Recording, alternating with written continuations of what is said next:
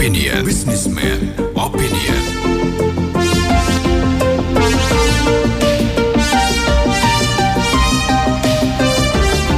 Businessman Opinion.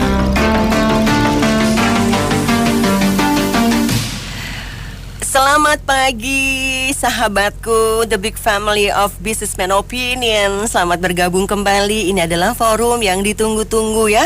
Dari pagi udah rame banget grupnya. Ternyata udah pada bangun ya. Terima kasih banyak untuk senantiasa membersamai Pas FM.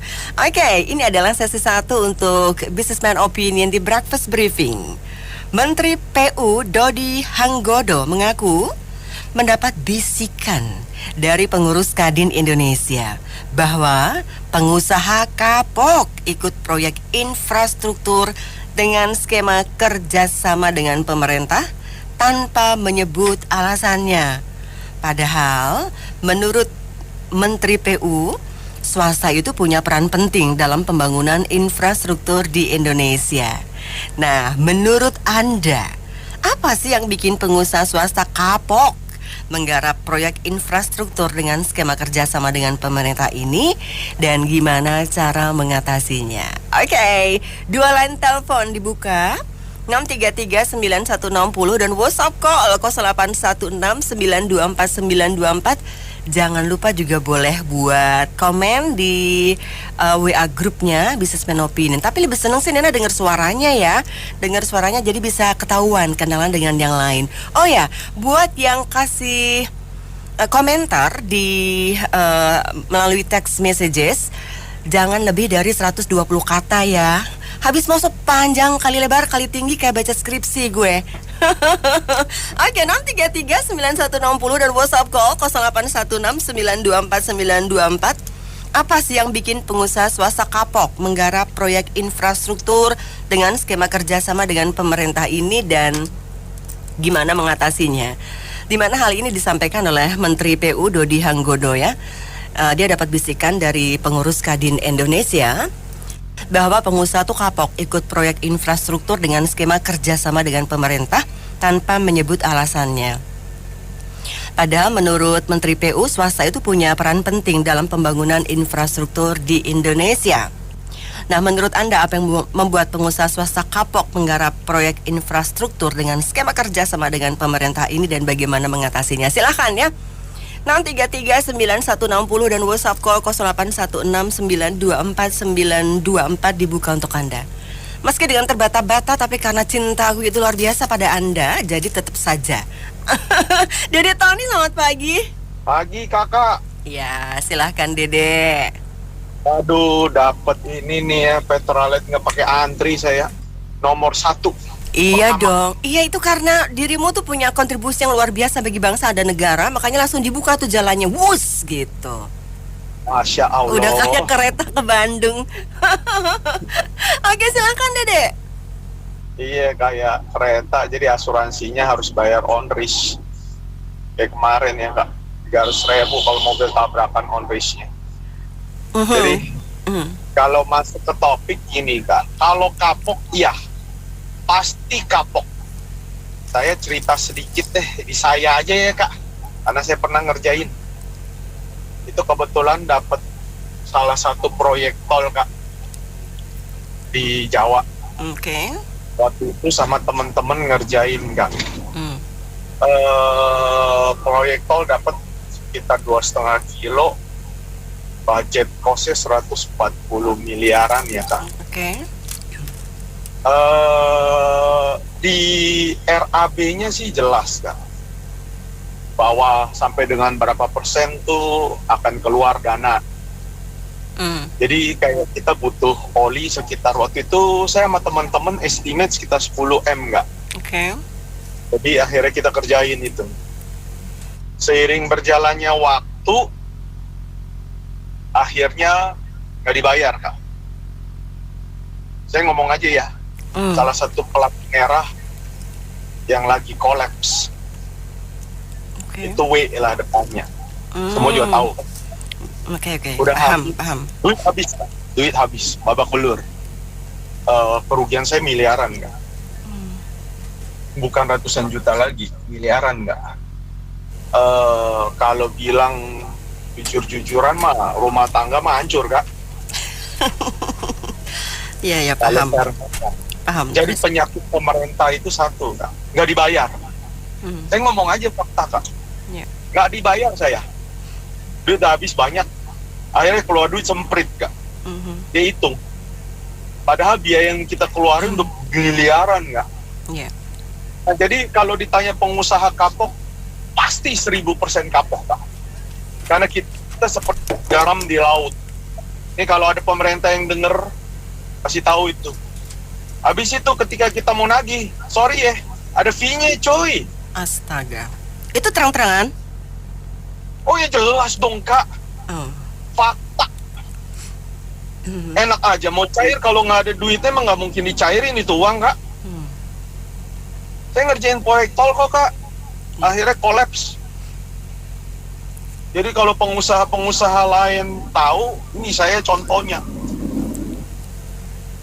Dan duit kita habis itu bukan jutaan Kak, bukan puluhan juta, Iya. miliaran kita habis. Kalau kita bisa korupsi triliunan sih enak Kak. Enteng ya. Oh, triliunan Kak, kita miliaran aja udah dapur udah meledak Kak. Iya. Jadi iklimnya juga hancur Kak.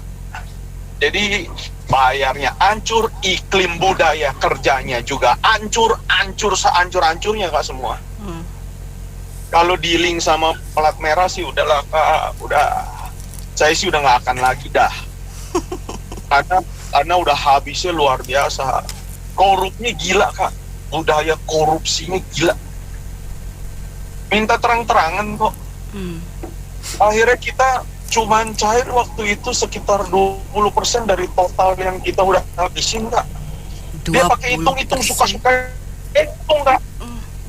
Jadi kalau mau bilang kita habis contoh 10M cuman keluar 2M Kak. Halus dada Kak kalau ngomong sama mereka. Jadi kalau dibilang tadi rilisnya memang bener, orang saya ngalamin kok. Korban, kalau mau dibilang korban kebodohan lah Kak. Karena beberapa udah, makanya saya bilang sama kakak, MBG tuh jangan pernah touch. Ingat itu, saya selalu bilang kan Iya. Kak. Karena saya itu sudah ngalamin hal-hal yang berbau sama pemerintah. Sorry, kerja kagak, duit minta. Kita terjibaku Kak. Itu ngebangun sampai bonyok, tapi dihitung katanya cuma segitu. Kita kasih pengeluaran uang nggak dianggap. Buat mereka punya hitungan sendiri, suka-suka mereka. Udah itu aja dari saya dulu deh Kak. Terima kasih. Oke, terima kasih Dede Tony. Luar biasa Dede Tony punya pengalaman yang dahsyat ya. Pengusaha swasta kapok menggarap proyek infrastruktur dengan skema kerjasama dengan pemerintah. Seperti tadi cerita Dede Tony. Nah, kira-kira bagaimana ya mengatasinya ya ketika situasinya kok seperti ini? Bapak Osman, selamat pagi. Pagi, Vanessa. Ya. Sehat selalu. Terima kasih. Silahkan Bapak. Iya, cerita Bang Tony ini udah lumrah ya, banyak, bukan cuma satu. Gitu. Banyak sekali. Jadi kalau Akong bilang itu sanksi Pak, bukan keluar dari teman kita atau pedagang di Glodok. Ini orang yang punya kredibilitas loh. Ya, institusi negara termasuk RI 7 ya. RI 17. Itu kan banyak ngomongnya, bluffingnya. Itu investor antri ya. Berapa ratus di IKN. Ternyata ngibul kan. Itu cara ngibulnya. Kenapa? Kalau kita usut, kenapa sih jadi begini? Karena perpolitikan kita itu sudah rusak. Yang penting kejar menang. Ya, nggak peduli etika. Dia nipu pengusaha swasta di kontraktor ya. Karya ini kan banyak yang sudah megah-megah, utangnya kan seabrek-abrek. Yang penting kejar angka, kejar nama, supaya namanya terukir. Dia bangun paling banyak, ya, tol paling panjang. Tapi di samping itu utangnya juga paling banyak. Jadi tinggalin ke anak cucu, siapa yang mau beresin? Dia sebodoh amat. Yang penting namanya top. Jadi kalau kita cerita segala hal itu ujung-ujungnya ke politik ya. Penegakan hukum juga political will-nya nggak ada kan, ya, termasuk yang di DPR. Semua kekuatan, semua yang disebut trias politika sudah dikooptasi di bawah ketiak kekuasaan. Jadi kita bisa lihat dia bisa ngapain aja, bisa bikin undang-undang dalam waktu 2 hari selesai, ya, bisa segala macam. Semua di framing, ya, framing medianya juga luar biasa. Kita jangan anggap sepele sama media. Kenapa sih ini Raja Ampat yang sedang heboh itu keluar? Itu semua ada framingnya. Kenapa sih waktu dulu beli Mires ada komisi nggak diterusin? Dulu kan juga udah heboh, ya kan? Heboh kan? Cuma kalau diterusin rusak ya, nggak bisa maju. Itu semua ada politik, ada pengaturnya, ada invisible hand-nya. Orangnya tokohnya di DPR, ya. Duitnya mesti banyak, ya butuh ini dong, ya, butuh bensin banyak. Bensinnya dari mana? Dari judol. Gampang kok dari duit. Begitu mainannya. Judol dilindungi oleh apa? Oleh regulasi menteri. Lu jangan macam-macam ya. Menterinya kenapa bisa nurut? Karena diangkat berdasarkan penunjukan yang punya kuasa. Jadi siklus itu nggak putus-putus, begitu aja terus sampai modal yang diangkut ke Danantara itu ambles. Ada yang tulis, kenapa Redato mundur dari Danantara? Ternyata itu Danantara adalah SWF yang pura-pura, ya, pura-pura. Jadi cuma seolah-olah dia transparan, dia bagus, tapi itu ada motif di balik itu.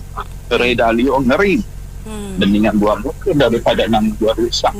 Jadi permainannya begitu. Makasih. Oke, terima kasih Bapak Osman. Selamat pagi, Pas FM. 世上只有你那好，有了你那阿公真高兴，听到你的声音，阿公早早起床。Bagus. Apa artinya? Di dunia adalah Nena yang terbaik, bukan mama terbaik. Akong pagi-pagi dengan suara kamu, Akong awet muda. Akong. Jadi pagi-pagi. Aku nggak, Cang marah. Mana jamu dari kayangan nggak sembuh-sembuh nih suara. Oh gitu, gampang. Kamu minum aja Sambiloto sama lidah buaya langsung sembuh, nggak usah beli kok. Sambiloto yang kayak apa? Sambiloto beli aja godok cuma noban gua. Oh iya udah, oke, nanti aku Nah, beli. itu baru sih gitu loh. Kamu tuh panas dalam di hati, tau nggak? Waduh. Panas dalam di hati. Iya, hati udah panas, jadi kita punya sing tuh panas kena hawa. Nah, jadi nggak usah makan obat kolil, mungkin nggak cocok, makan obat Akong aja. Iya, siap Sambiloto ya. Sambiloto, kamu sama lidah buaya kan ada kan supermarket jual. Oke deh. Nah, murah. Tambah lagi kata Pak Usman, Sanci Pak sama Chong Tipo. Tahu nggak Chong Tipo? Apa? Chong Tipo. Chong Tipo tuh penipu. Oh. Penipu. Bahasa Gelodok, bahasa Iya, Medan. betul sih. Bener Iya. penipu. Emang dari dulu pas saya punya temen gitu, mau diapain, memang karakter budaya bangsa kita. Kemarin saya dengar radio Air Sinta ada dikit tuh. Kemarin kan Prabowo resmiin itu apa alutsista kan? Indo Terus Defense. ada lawak pidato kan dua bahasa kan. Terus saya tanya, kenapa bahasa bapaknya Hanim bapak kan Hasim Jaya kan semua kan. Bahasanya maknya orang Inggris. Oh gitu. Terus kemarin kok gimana? Kok main bola bisa kalah sama Jepang? Habis pemain semua pakai Rolex sih, jadi bukan nendang bola, liatin Rolex. Terus orang Jepang gimana? Mau nggak lo Rolex bukan sama Seiko? Ya, Seiko aja deh. Ada aja. Jadi main bola Rolex, bukannya bawa itu kan? Rolex jadi kalah 6. Iya betul. Jadi orang Jepang udah Lo punya psycho tukar sama lo nek tukar psycho pulang bos. Oke, Akang terima kasih ya. Roleknya tapi Chinese punya katanya. Oke, selamat pagi Pak Hendra. Good morning, selamat pagi Morning. Mbak Nena. Silahkan Pak, ikutan seru-seruan ya. Silahkan. Ya, intinya sih ya udah jauh semua ya oleh yang para yang sebelumnya ya. Kenapa swasta ada bisikan bahwa agak repot ya dengan urusan BUMN gitu ya, Ya, itu lagi maksudnya ya itu udah contohnya dan macam ya. Berarti harus perbaiki juga sih BUMN-nya gimana gitu loh. Jangan sampai timbul opini-opini yang tadi sebelumnya gitu loh. Karena kalau nggak diperbaiki ya percuma Pak. Memang nggak bisa jalan gitu loh dengan program-program ya. Nah, tapi hebat kalau swasta saja lokal tidak mau, apa kabarnya dengan investor asing? Nah itu, Pak. Ini apa gunanya dengan yang di luar negeri sana gitu. Kalau memang kondisinya di sini pun nggak beres gitu Pak. Ya kan? Jadi lebih baik diperbaiki dulu lah BUMN dulu gimana, prosedur bagaimana.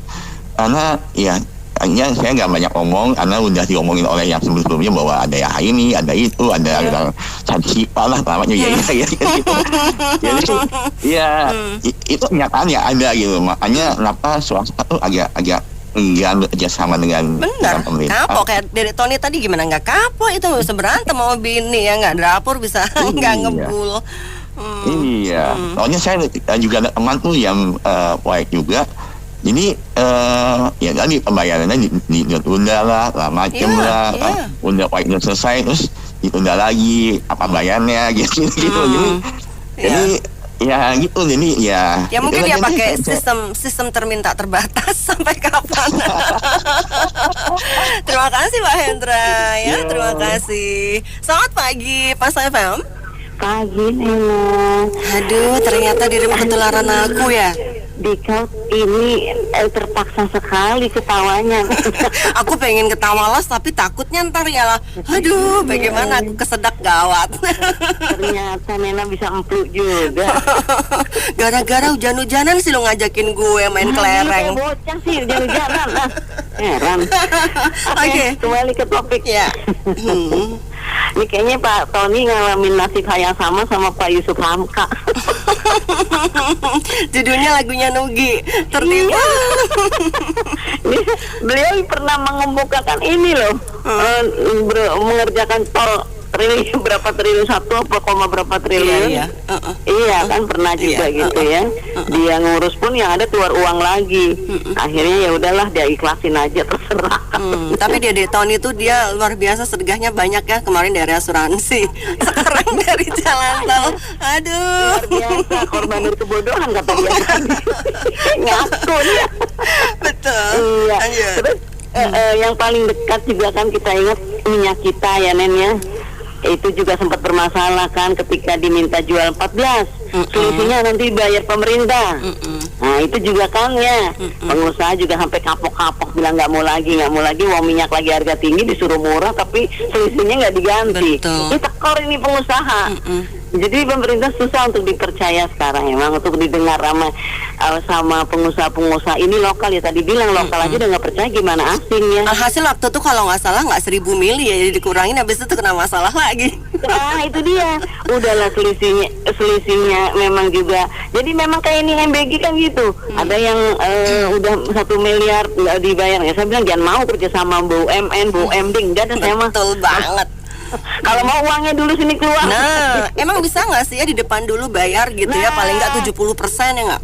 Minimal itu buat modal ya Nen, buat modal ya. Jadi kita kan nggak terlalu harus ngerogok cek yang kita nggak tahu kapan gitu.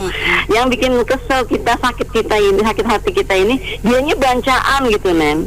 Dianya bancaan, sementara ini yang mitra rekanan ini kayak ya udah, lalu kita selalu bersembunyi di balik nasionalis gitu. Udahlah untuk bangsa dan negara, seakan-akan gitu loh. Gitu, ini nggak fair banget ya. Jadi memang banyak sih Pak Tony tadi salah satu yang saya ya. sebutin tadi dan lain-lain, kayak nggak 1-2 orang yang mengalami hal ini. Iya. Makanya sekarang muncullah akibatnya kapok. Dan ya udah, Nah, ini itu dia. kerjain sendiri aja yang Anda bisa gitu, yang Anda sanggup. Ya emang APBN ada, ya monggo. Iya, Ya iya. kalau emang nggak bisa, ya nggak usah maksain yang swasta. Nggak usah pakai ancam-ancam cabut izin gitu kan, biasa begitu ya. Nggak usah berkuasa gitu ya. Iya, kayak ada tuh di majalah Tempo bilang kenapa mau bangun hotel di IKN, ya karena ancamannya itu gitu. Padahal nggak tahu akan keluarnya kapan nih hasilnya, kan dia nggak tahu. Dibangun asal pemerintah berani menekan sama pengusaha lokal dengan senjata itu izin. Ya kan begitu ya. Ya maklum lah, orang berkuasa mah enak-enak aja. Kadang seperti orang tua kadang menekan anaknya. Berasa ditekan orang tua dia. Lo harus mau sama ini ya, ini tajir lo gitu. Cepet semua. Thank you darling. Terima kasih. Pak Tony sabar dapat gantinya nanti. Yuk, lagi. Terima kasih. Silahkan Pak Setiawan. Mbak Nena ini kebanyakan snorkeling di Raja Ampat nih, jadi bindeng gini. Kemasukan kodok. Kemasukan nikel yang terkontaminasi. Gue nggak mau amit kemasukan nikel. Jangan ya. Mudah-mudahan. Wah, ini minum-minum doang kok. Oh iya, aku sudah. Lohan kok sudah. Nggak apa-apa, ini sih tinggal sisa-sisanya aja kok. Oke, silakan Pak Setiawan. Kalau mengenai pengusaha, saya ada cerita. Teman saya pengusaha juga, sesama pengusaha. Oke. Dia waktu pertama kali Jokowi naik tuh senang, ada harapan nih katanya ya. Harapan dapat proyek-proyek dan bisa bagus, tapi ternyata sekarang dia sudah tidak punya perusahaan, perusahaannya tidak jalan. Karena ada proyek-proyek yang dijalanin dengan yaitu dana dari pinjaman bank, dan kemudian proyeknya plat merah kan, plat merah. Akhirnya jadi ya itu tutup, malah bangkrut ya pilot. Tutup, karyawan sekitar 20-an mungkin hilang ke pencarian ya. Kasihan kan sebenarnya. Jadi sebenarnya kan dengan swasta berbuat seperti ini, artinya kan gini, itu seperti membunuh karir dari banyak orang ya. Dan memang ini problemnya adalah dari ini ya, regulasi ya, di mana bank-bank BUMN banyak dijadiin sapi perahan, dan itu ujungnya ke partai lagi kan. Itu yang jadi masalah kan. Kalau sistemnya nggak berubah ya pasti begini-begini aja. Kontras kan dengan om saya yang punya kontraktor juga, dia karyawan 200-an, tidak pernah mau BUMN perusahaan merah dan masih selamat. Ya itu aja mungkin Pak. Biar Pak Tony tambahin ceritanya. Terima kasih. Mending sih yang IS aja ya kan. Pak Adil, pekerjaan untuk kontraktor swasta era Jokowi boleh dibilang tidak ada. Makanya kue nasional itu hanya diperoleh BUMN. Padahal kontraktor swasta yang kelasnya di atas kontraktor BUMN dibandingkan banyak yang bagus-bagus. Belum lagi uang minta di muka, Pimpro dan pejabat pemberi tugasnya. Ini tidak rahasia umum lagi ya. Dan ini Pak Adil ini adalah pelaku kontraktor luar biasa. Silakan 633 9160 dan WhatsApp call 0816924924 masih dibuka bagi Anda yang juga ingin beropini. Bingung ya, kenapa pengusaha kapok gitu kan? Kok bingung sih? Ya enggak? Masa bingung sih Pak? Kan faktanya udah jelas gitu kan.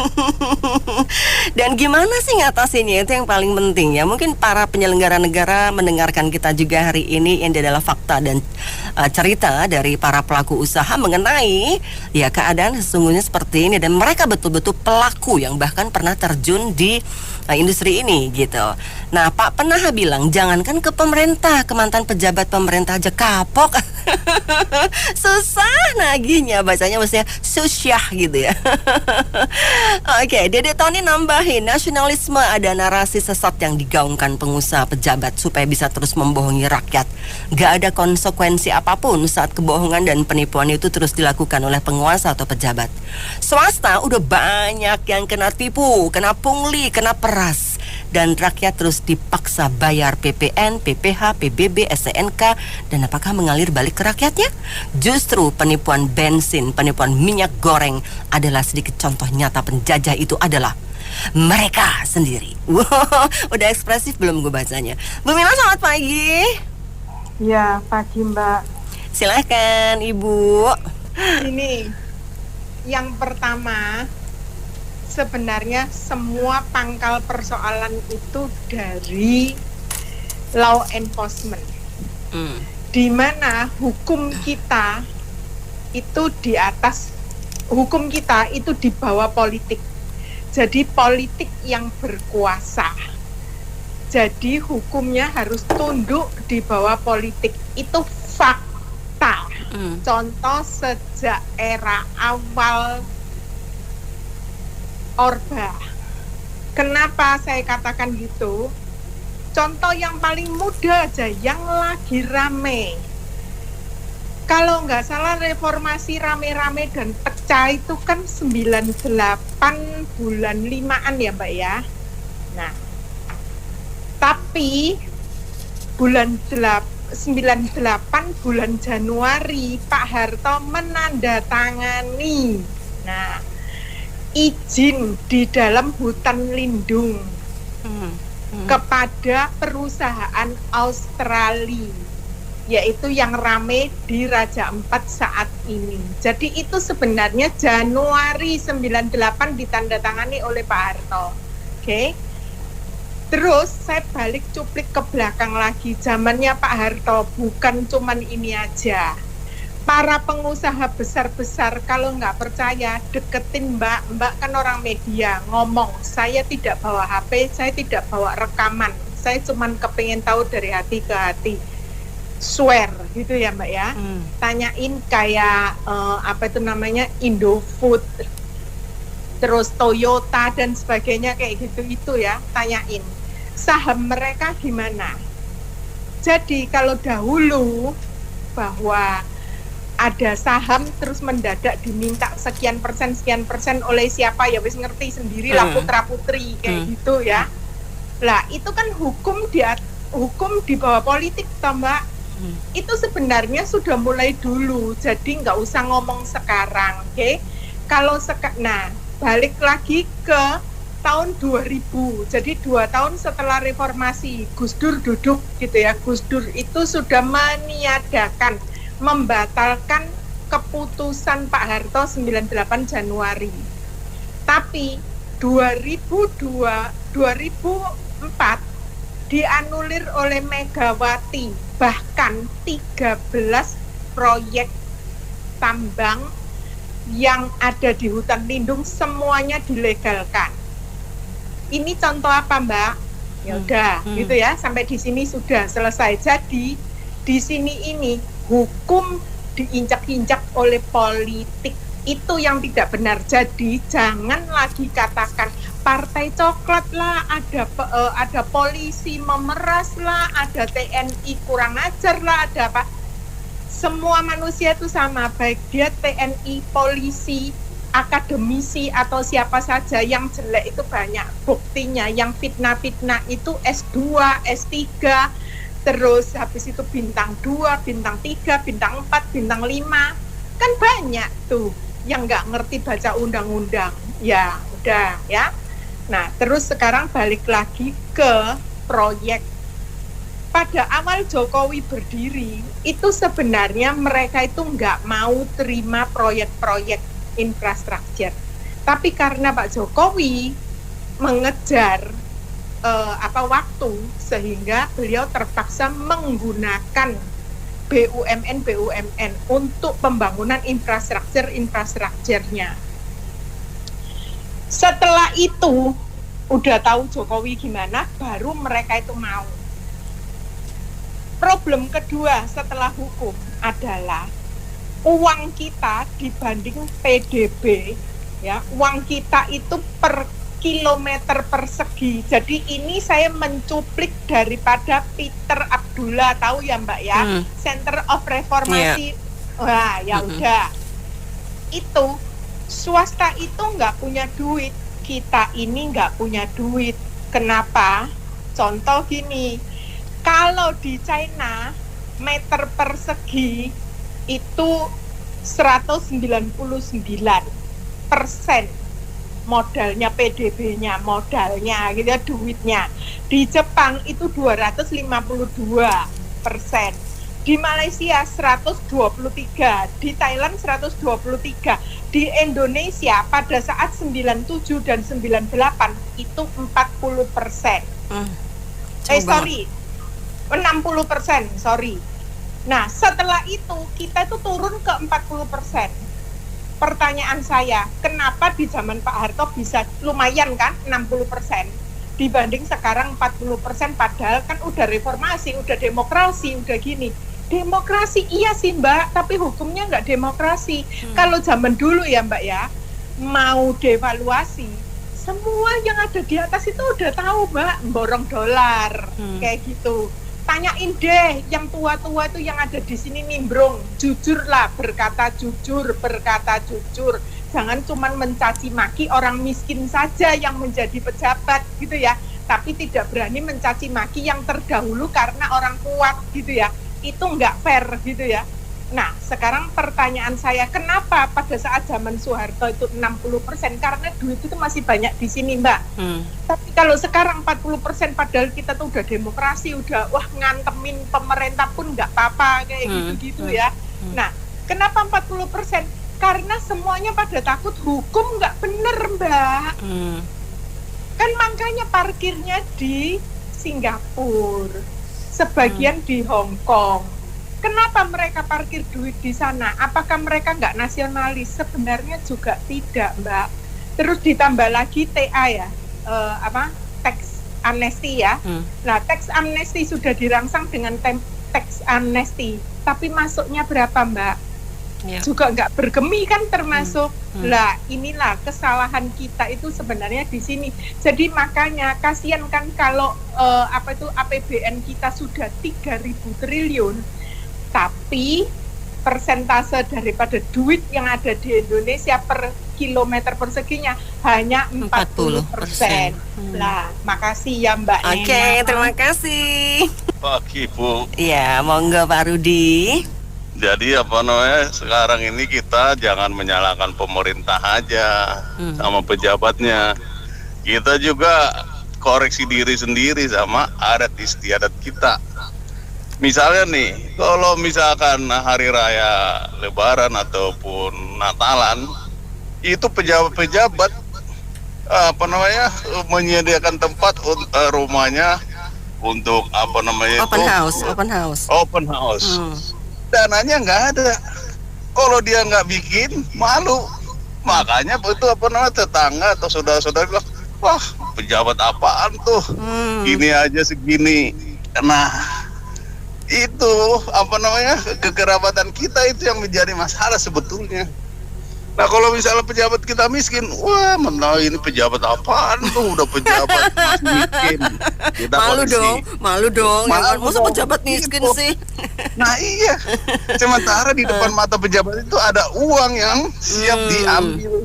Nah itu dia, tetangga, saudara, keluarga meminta supaya mereka dikasih duit, istilahnya duit gratis. Nah pejabatnya dari mana?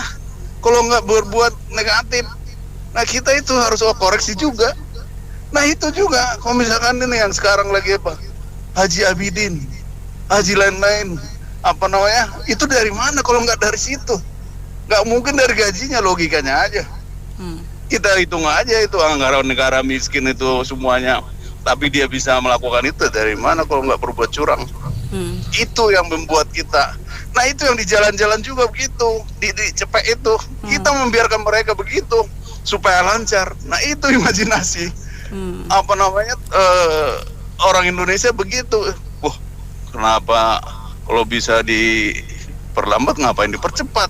Dari situ kebiasaan-kebiasaan rakyat kita yang menjadi tradisi itu membuat korupsi. Tapi kita membiarkan gitu aja. Nggak ada, itu akan berlaku terus. Itu adalah kebiasaan-kebiasaan yang menjadi negatif di kita. Dan kita pemaaf, Lebaran, Natalan, semua minta maaf atas kejadian belakang. Di samping itu juga. Iya. Terus penjaranya juga nggak mungkin bertobat. Itu lihat tuh penjara semua koruptor, mereka kayak hotel di sana. Ada duitnya, udah. Nah itu juga yang di lapangan, yang lapas KPK aja minta duit dari itu kan. Siapa yang membuat dia penjahat sebetulnya? Ya itu mereka sendiri. Kenapa? Kesenjangan. Itu manajemennya yang buat kesenjangan. Lihat aja tuh biaya dinas 500.000 sama 10 juta. Dari situ aja ya yang golongan 1, wah gila si bos anteng-anteng aja 10 juta, saya 500 juta udah dikoreksi gini gitu. Itulah jadi manajemen sebetulnya yang bikin permasalahan ini begini. Jadi korupsi itu bakalan terus di kita karena satu, ada tidak kita saling memaafkan, kedua kesenjangan di lapangan ada, dan ada istiadat kita di lapangan itu. Makanya jangan menyalahkan pemerintah terus, tapi kebiasaan kita tidak diperiksa. Itu aja sih Bu. Terima kasih. Terima kasih Pak Rudi. Selamat pagi Pak Saifam. Akong pembela korupsi. Sekarang Akong pembela, tadi melawan korupsi. Kalau nggak ada korupsi, hotel-hotel pada mati, pedagang-pedagang mati, nggak ada beli jamborek. Emang harus pakai uang korupsi, Kong? Ya mana gaji dia mana cukup, jamborek loh. Ya, maka kemarin ditukar sama Saiko sama pemain Jepang. Jam Rolexnya kalau Chinese punya mah murah, Kong. Itu mah lorek banyak palsu. Kemarin boleh di berita ya, lorek buatan Guangzhou. Iya. Dia jual ke Swiss ya. Pabriknya bingung, mana yang asli mana itu tuh. Iya. Emang. Orang Cina kan paling pintar, paling jago niru-niru. Maka mobil dia sama maju kan. Rolex Chinese sepacang, Kong. Paling jago. Cina niru-niru.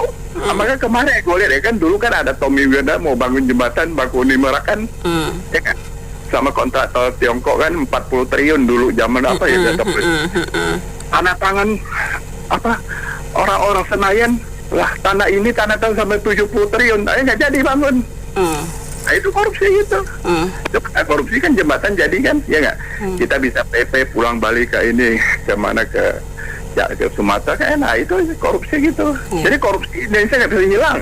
Kecuali kita itu naturalisasi Kim Jong Un mungkin bisa. Oke, Agung, terima kasih. Pak Jumadi, selamat pagi. Mbak Nena. Iya. Silakan Pak Jumadi. Ya, nggak heran lah, apalagi ini soal proyek infrastruktur ya. Kalau kita bicara infrastruktur kan modalnya pasti aduhai. Betul. Itu aja itu nggak bikin keder. Apalagi kan kita tahu dengan pemerintah. Nanti tagihannya itu bisa berbagai macam alasan dan bisa air mengalir sampai jauh itu waktunya untuk bisa dapat itu. Bisa nyiur melambai ya Pak? Iya. Ya kan banyak, aduh gimana ya. Jadi dengan kan untuk infrastruktur kita ingat kan itu dulu waktu yang soal minyak goreng kan, bentong itu soal itu aja lihat. Padahal itu kan aduh gimana ya. Nah jadi kita nggak apalah kalau ngomongin sama yang lain-lain lagi sampai soal kalau perizinan kan soal infrastruktur kan sama pemerintah kan udah lah pasti diatur lah, diurus pasti aman kan. Ini kita ngomong infrastruktur, gimana kalau kita ngomong yang lain-lain gitu. Itu pasti jauh lebih susah. Jadi makanya ya kalau kemarin pas baca-baca di Kompas itu dia kepikiran gimana mau bisa lepas dari middle income trap, bahkan bakal turun kita, bukan middle income bisa jatuh ke bawah lagi. Jadi Bank Dunia ngomong 68% lebih itu miskin. Ya itu kalau kita mau ngatasinya ada investasi masuk dan lain-lain. Ya gimana mau ngatasinnya kalau kondisinya kita kayak gini? Ya enggak. Padahal kalau infrastruktur itu pasti banyak sekali untuk kontribusi pada penciptaan lapangan kerja, kontribusi pada pertumbuhan ekonomi dan lain-lain dan seterusnya. Mbak Nena. Oke, terima kasih. Selamat pagi, Pak FM. Selamat pagi. Iya, dengan Pak Hendra, Jakarta, Bu. Oke, silakan Pak Hendra. Kalau berhubungan dengan birokrasi, saya agak males terus terang. Ini kan, ada pengalaman, Pak. Ya, saya kadang-kadang tawarin project, tapi saya enggak lah, udahlah. Tapi sebenarnya gini loh, infrastruktur penting, saya setuju. Tapi jauh lebih penting itu ekosistem sebenarnya. Jadi kalau pemerintah memberikan sebuah ekosistem yang baik untuk berusaha, itu swasta juga dia berani tuh investasi, ya. Saya lihat IKN sekarang gimana kabarnya, ya? Nah, artinya kalau memang pemerintah serius, ya dia dibikin sistem birokrasinya yang baik, yang efisien, yang efektif, yang transparan, yang profesional gitu ya. Nah, kalau sih dulu udah mulai, infrastruktur mulai, pemerintah juga harus bangun itu tuh ekosistem. Karena dengan ekosistem itu kan ada kepastian berusaha, kepastian hasil dari investasi kan. Ya kan orang mau investasi kalau hasilnya nggak pasti. Kita lihat KN aja tuh, KN kan sampai presidennya udah kasih garansi toh. Tapi kan dari sisi dari sisi investor kan dia akan berkalkulasi tuh. Investasi sekian, kapan dibalik modal, kapan berapa untungnya gitu kan. Semua perlu kalkulasi. Nah, jadi sebenarnya pemerintah itu harus diperbaiki birokrasinya aja dulu, birokrasinya. Kita lihat di Amerika ya, di Amerika itu kemarin tuh Trump dia merasionalisasi 100.000 di PHK ya, di PHK, ya toh. Nah, sementara kita jor-joran dari nambah birokrasi toh.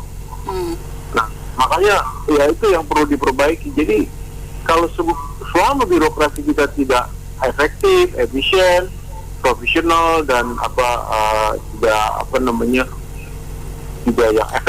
yang yang tidak memberikan suasana investasi yang baik, menurut saya agak sulit. Investor itu investor itu akan berkalkulasi. Iya, pasti. Oke, Pak Hendra, terima kasih banyak ya. Selamat pagi Pak Heri. Silakan. Oke, baik. Pertama, tema ini menurut saya nggak ada yang aneh dengan tema ini. Mungkin Kadin juga ya belakangan ini agak kurang kali itu dapatnya. Karena kita teman-teman ada yang anggota di Kadin juga, ya Kadin sendiri juga memilih ketua juga itu uangnya besar sekali. Tetapi oke lah, kita tetap mendengar Kadin bersuara gini. Yang saya pikirkan adalah Menteri PU ini, Dodi, dia kan tidak menyebut alasan. Ya kan? Seharusnya kalau beliau mau ya sebutkan alasan Kadin mengatakan hal yang seperti ini, bahwa alasannya apa. Karena alasannya sebut itu tentu akan merembet kepada birokrasi. Itu pasti, nggak lari jauh. Dan kita lihat sampai detik ini, Indonesia itu slogan yang kalau bisa dipersulit, kenapa harus dipermudah itu tetap berlangsung. Itu fakta ya. Ya itu fakta. Lantas apalagi sekarang slogannya Wani Piro, ya kan? Terus ada lagi masih berlanjut, yaitu slogan senang lihat orang lain susah, susah lihat orang lain senang. Ada lagi, emang gue pikirin. Emang gue pikirin, kan gitu kan? Terus menerus. Jadi saya pikir kalau saya tarik mundur ya, waktu Presiden Jokowi naik, sebenarnya beberapa proyek dia atau yang menjadi pekerjaan utama dia yang sering dilontarkan itu waktu itu adalah revolusi mental. Dan menurut saya waktu itu seorang Jokowi itu sesungguhnya ingin memperbaiki. Tetapi setelah cemplung di dalam, dia lihat begitu parahnya untuk memperbaiki mental rakyat Indonesia atau birokrat dia. Mungkin beliau memilih lebih baik langsung eksekusi untuk pembangunan daripada habis waktu terlalu lama, ya kan?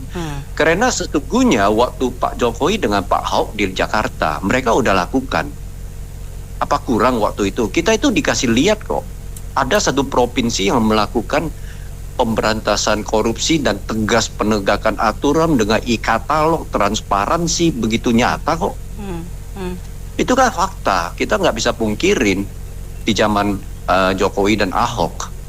Dan ternyata masyarakat Jakarta tidak memilih, bahkan digoreng terus oleh orang-orang tertentu yang tidak mau ada perbaikan Indonesia. Nah hari ini kita lihat seorang Prabowo, apakah beliau mampu nggak melanjutkan revolusi mentalnya Presiden Jokowi yang kita katakan tidak berhasil. Pak Prabowo kan mengatakan diri dia udah selesai. Dia mau nggak lakukan itu? Dan kalau dia mau lakukan, statement dia keras. Kalau kita lihat perkembangan udah 6 bulan lebih, kita tidak melihat.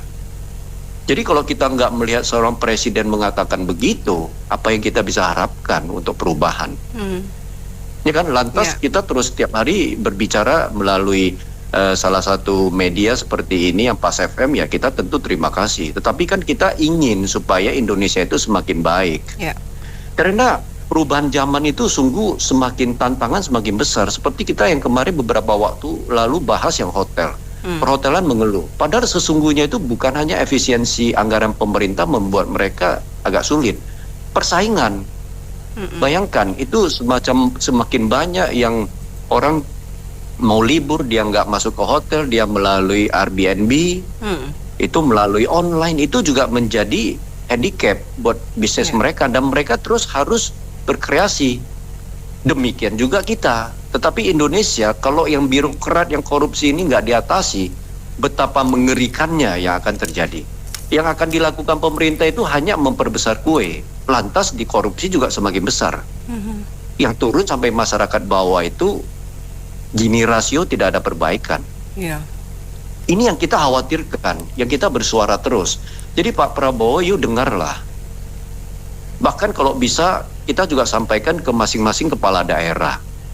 Mungkin mulai dari masing-masing kepala daerah deh, tegas terhadap provinsi Anda.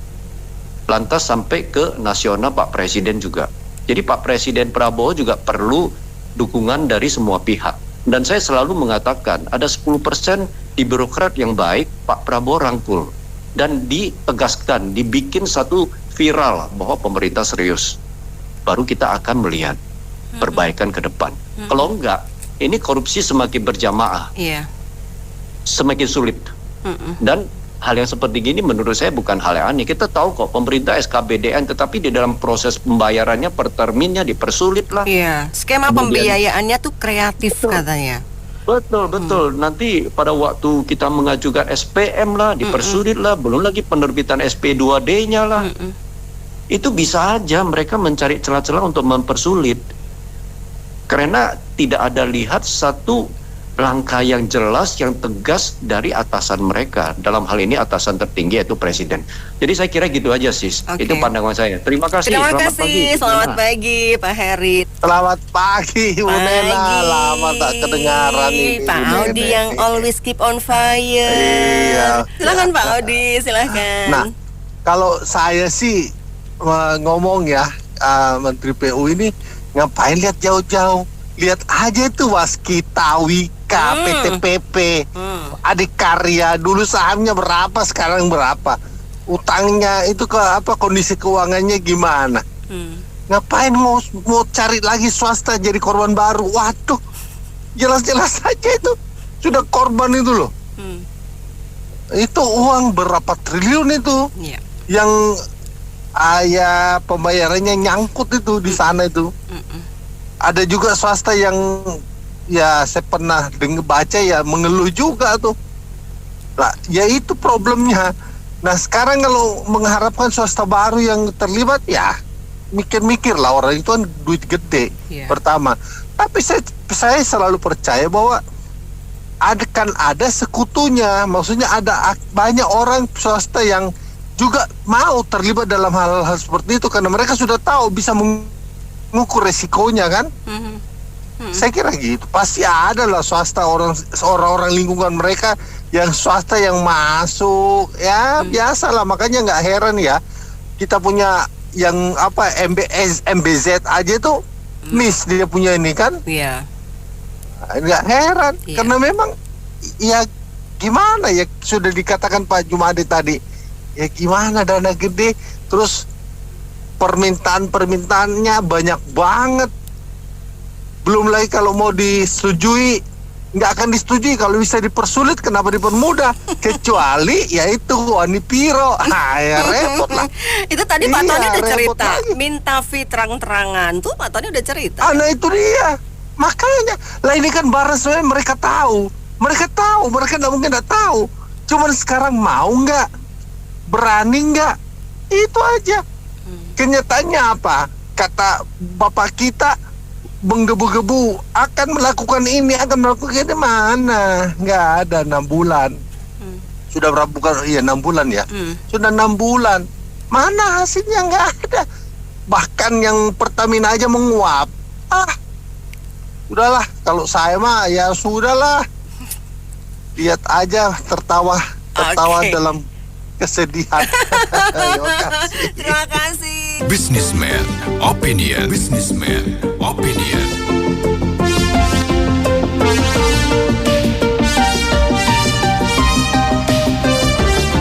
Businessman Opinion. Mitra bisnis, Menteri PU Dodi Hanggodo mengaku mendapat bisikan dari pengurus Kadin Indonesia bahwa pengusaha kapuk ikut proyek infrastruktur dengan skema kerjasama dengan pemerintah tanpa menyebut alasannya.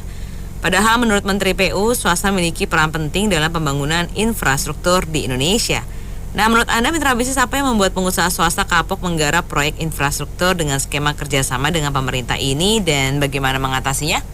Di 633-9160 atau WhatsApp call di 0816-924-924. Pak Wandi, selamat pagi. Selamat pagi. Ya, memang pengusaha itu harus kapok dengan pemerintah, karena pemerintah itu banyak tikusnya di situ.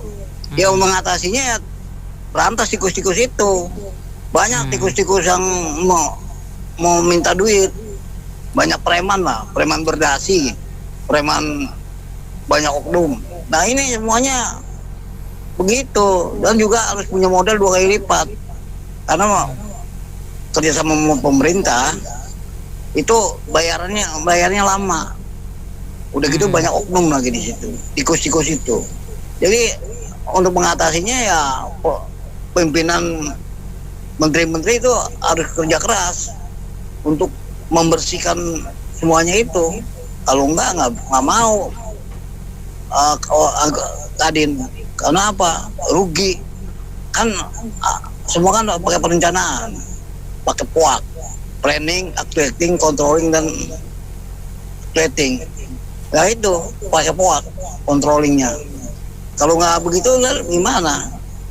Kan semua itu ada rencana. Kalau mau mengulur-ngulur gitu kan modal habis.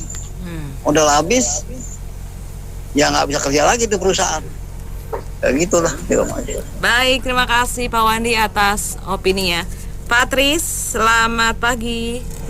Iya, selamat pagi. Iya, silakan. Sudah banyak pembicara yang mengomentari ini, jadi saya pikir intinya pemerintah mestinya sudah tahu apa penyebabnya swasta sampai nggak mau seperti itu.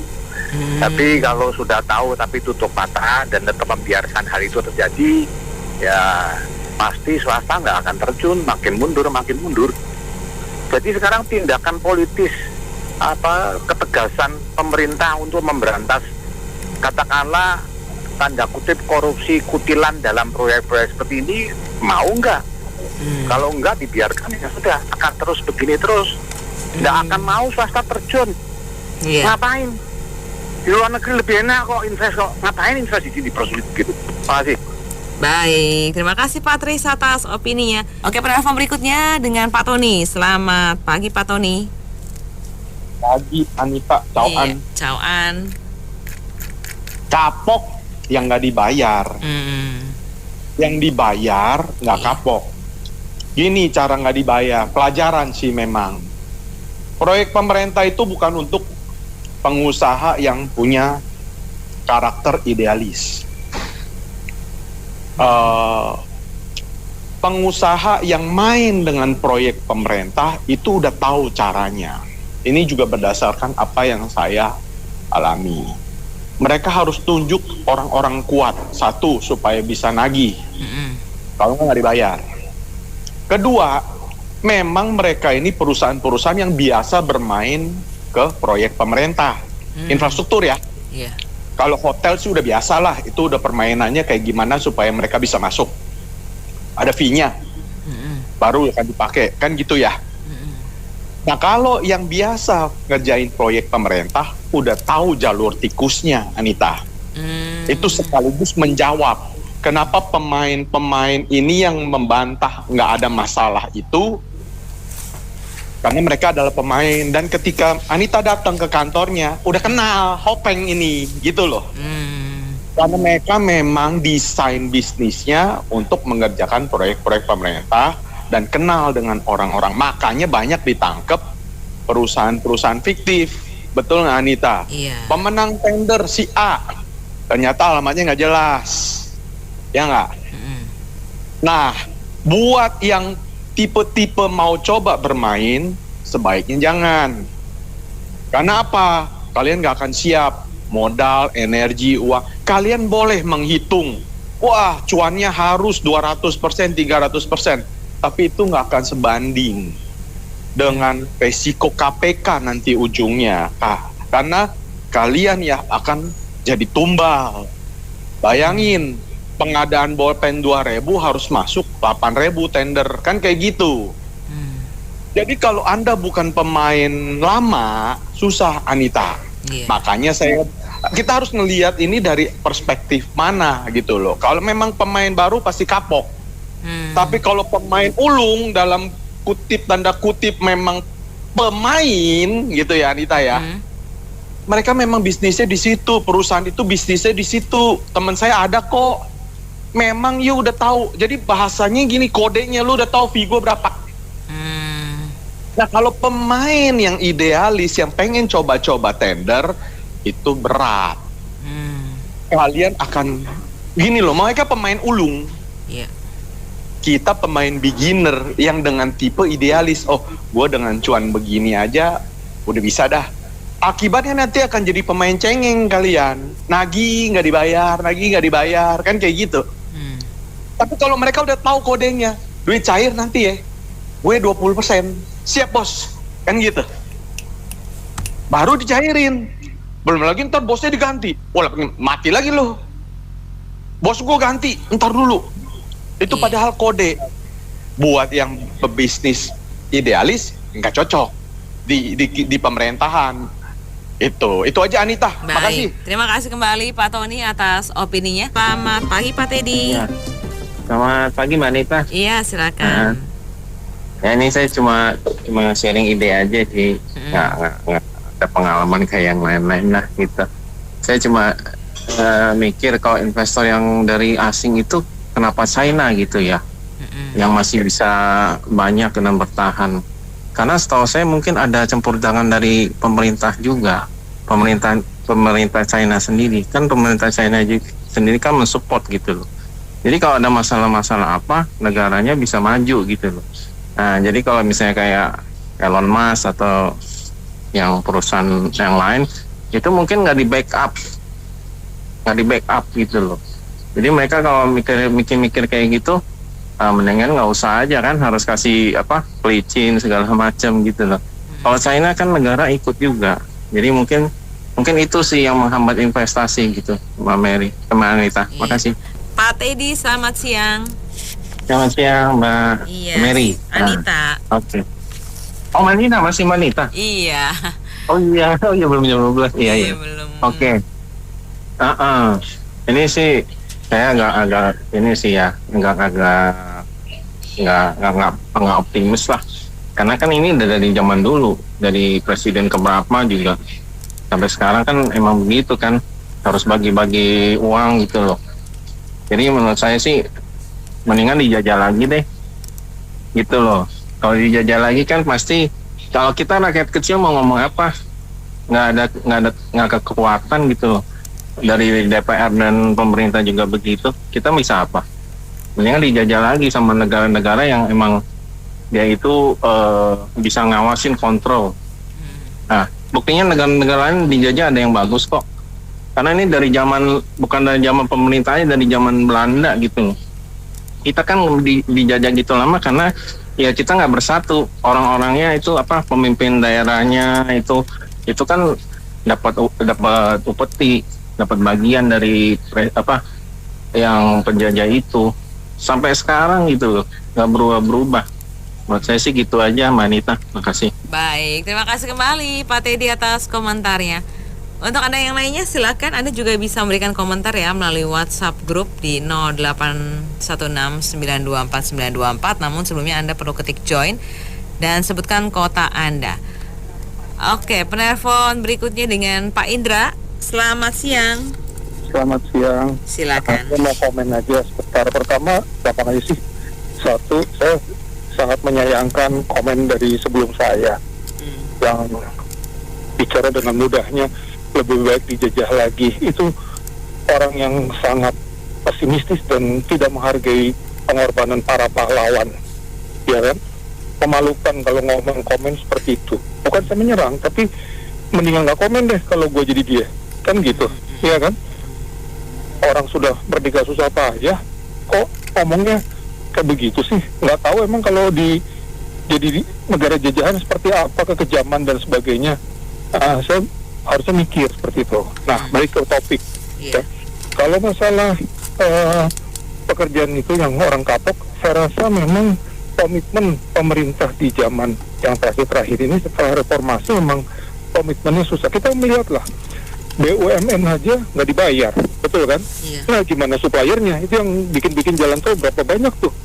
Puluhan pengusaha bangkrut gara-gara BUMN-nya yang tadinya sehat jadi proyek yang rugi dan beresiko tinggi tetap diambil gitu, sehingga dia nggak bisa dibayar oleh pemerintah dan BUMN-nya juga nggak bisa bayar suppliernya, kan begitu efek multiplier efeknya. Jadi saya pikir kalau zaman dulu ya, tahu komitmen pada zaman sebelum reformasi itu komitmennya tinggi. Maksudnya komitmen misalkan ternyata setelah reformasi juga sama saja secara bagi-bagi duitnya di proyek dan tidak, sama saja ternyata. Cuman perbedaan zaman dulu karena selektif proyeknya itu lebih terukur sehingga kemungkinan gagal bayarnya nyaris nol. Kalau sekarang asal-asalan aja, yang penting jadi proyek, bagi-bagi gitu, mau rugi mau apa proyeknya, nah itu nggak ada kontrol yang bagus menurut saya gitu. Jadi banyak yang kapok karena dulu proyek pemerintah itu merupakan jaminan akan terbayar dan dibayar, sekarang tidak. Itu aja barangkali. Nah, makasih. Pak Sander, selamat siang. Siang, Bu. Iya, silakan opininya. Ya, kalau menurut saya ya itu kan pemerintah kan birokrasinya terlalu panjang ya. Jadi itu yang membuat orang pengusaha swasta itu kapok. Saya juga pernah ditawari kok, saya ada dihubungi sama perusahaan karya mau suruh saya supply barang ke perusahaannya. Nah, tapi belum apa-apa, baru ngomong belum kenal apa-apa, di telepon langsung ngomong, iya Pak, pokoknya nanti Bapak kasih saya fee sekian persen, nanti sampai tagihan Bapak keluar cair semua. Nah itu kan belum apa-apa, nggak kenal nggak apa, ngomongnya langsung begitu ya, otomatis kami yang swasta ini juga pasti takut, Bu. Belum ada pengalaman, belum awam, apalagi coba kalau kita search YouTube, kita cari Google atau YouTube itu coba bagaimana cara supaya bekerja sama dengan pemerintah, itu banyak itu di situ ngajarin dan memang susah ya. Itu kalau dulu zamannya kampanye itu ngomong orang dalam itu betul sekali ya. Kalau nggak ada orang dalam nanti nggak keluar itu uangnya. Nah saat itu modal kita tergerus. Jadi kalau sama pemerintah ini kan sistemnya kontrak ya.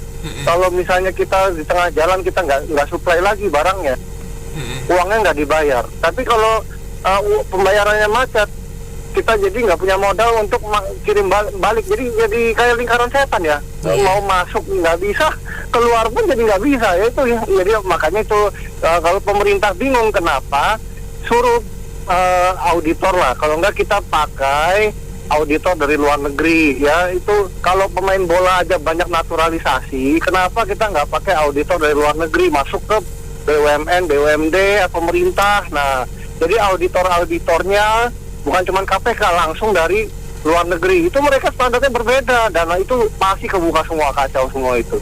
Itu aja menurut saya. Makasih, Bu.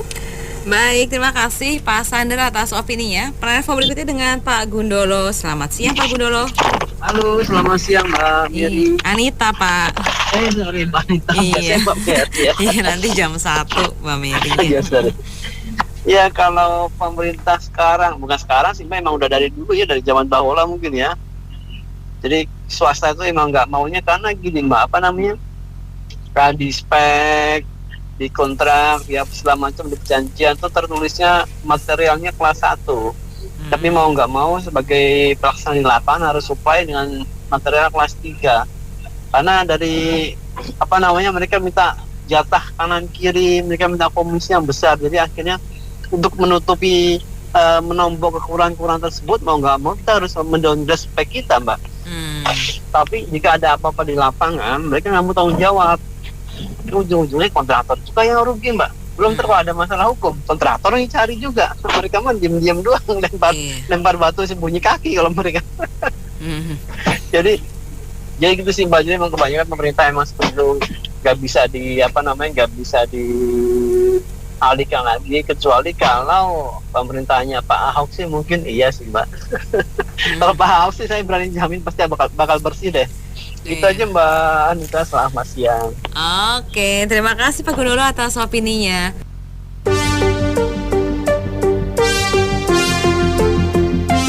Businessman Opinion. Businessman Opinion.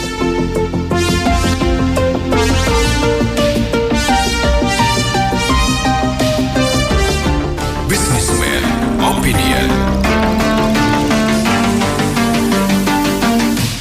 Baik mitra bisnis, Businessman Opinion. Saya buka kembali dan 6339160 sudah dibuka. Begitu juga 0816924924 untuk WhatsApp call juga sudah dibuka. 6339160 dan 0816924924. Mitra bisnis, Menteri PU Dodi Hanggodo mengaku mendapat bisikan dari pengurus Kadin Indonesia bahwa pengusaha kapok ikut proyek infrastruktur dengan skema kerjasama dengan pemerintah tanpa menyebut alasannya.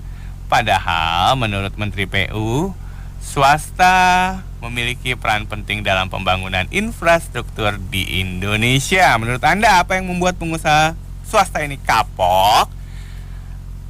Akong, selamat siang. Selamat siang Uan. Uan. Kamu Kok Budi atau Kang Budi atau Mas Budi? Saya Kak Budi aja lah, Kak Budi. Biar agak muda lah ya, Kak Budi. Kakak gitu ya? Iya, kakak. Gimana nih, Kong? Sebenarnya ya masalah PU sejak zaman Olba gitu, begitu. Gitu ya? Biasa engkong sama engkong, kong kali kong. Iya. Itu lagu lama. Lagu lama ya. Iya. Berarti sekarang kita mau bangun satu bendungan air gitu ya. Itu anggaran kan masing-masing yang itu, yang nulisin. Ya karena kan kenapa PU nggak mau usaha sendiri seperti di Tiongkok ya nggak? Benar kan? Bisa kan? Menyerap tenaga kerja itulah. Jadi berlelang itu mainan semua. Saya dulu pencitraan doang dah. Jadi kamu nggak tahu negeri ini benar apa deh? Pengusaha kapok katanya dia. Itu sih alasan. Pengusaha kan dia mesti ada cuan dong ya nggak? Itu mah bagi-bagi yang tahu itu mah mainan. Ya pengusaha kok dia nggak cuan mana mau sih ya? Iya sih. Ya cuma ya mesti amplop sini, amplop sana wajar di Indonesia memang begitu, nggak ada amplop nggak jalan. Betul. Bisa diperkulik apa dipermudah kan karena usul kan? Iya, benar. PU kalau memang dia pintar ya, usaha sendiri bikin sendiri kan ya? Ya betul. Itu ya gitu kalau Indonesia cerita mah ya gitulah kau ganti pejabat ya gitu ya biasa lah Budi. Iya dah. Itu mah lagu lama korupsi melajaran lah berjamaah. Lagu lama. Penyanyi baru gitu. Iyalah selamat siang Kak Budi. Iya dah gitu. Oke Kong. Sisye Pak Tony. Uan bro. Jadi gimana? Gimana nih? Iya, gua mah pindah-pindah dari pagi ke siang ke sore. Ntar kapan malam, pokoknya pindah-pindah aja dah. Gak masalah, yang penting kantong penuh. Iya, pahlawan negara ya kata-katanya Benny ya.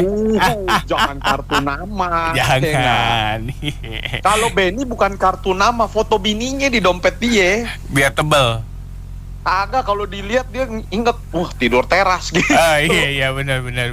Itu sebagai ini ya, peringatan ya. Nah ini kayak pengusaha nih peringatan kalau mau diajak sama pemerintah buat kerjasama. Iya. Katanya kapok, sebenarnya bukan kapok. Atau kalau kata Akong tadi muak gitu. Jadi lebih ya. Muak. Ada nggak sih yang nggak pakai duit? Iya. Kalau urusan sama pemerintah. Benar. Nggak ada bro, sampai KTP aja mesti gocap bro. Iya, sekarang ya. Dulu zamannya Ahok nggak ada tuh. Ahok tuh jam 8 tuh udah pada duduk di meja. Iya, benar itu ngalamin tuh gua. Sekarang jam 10, jam 11 udah makan siang.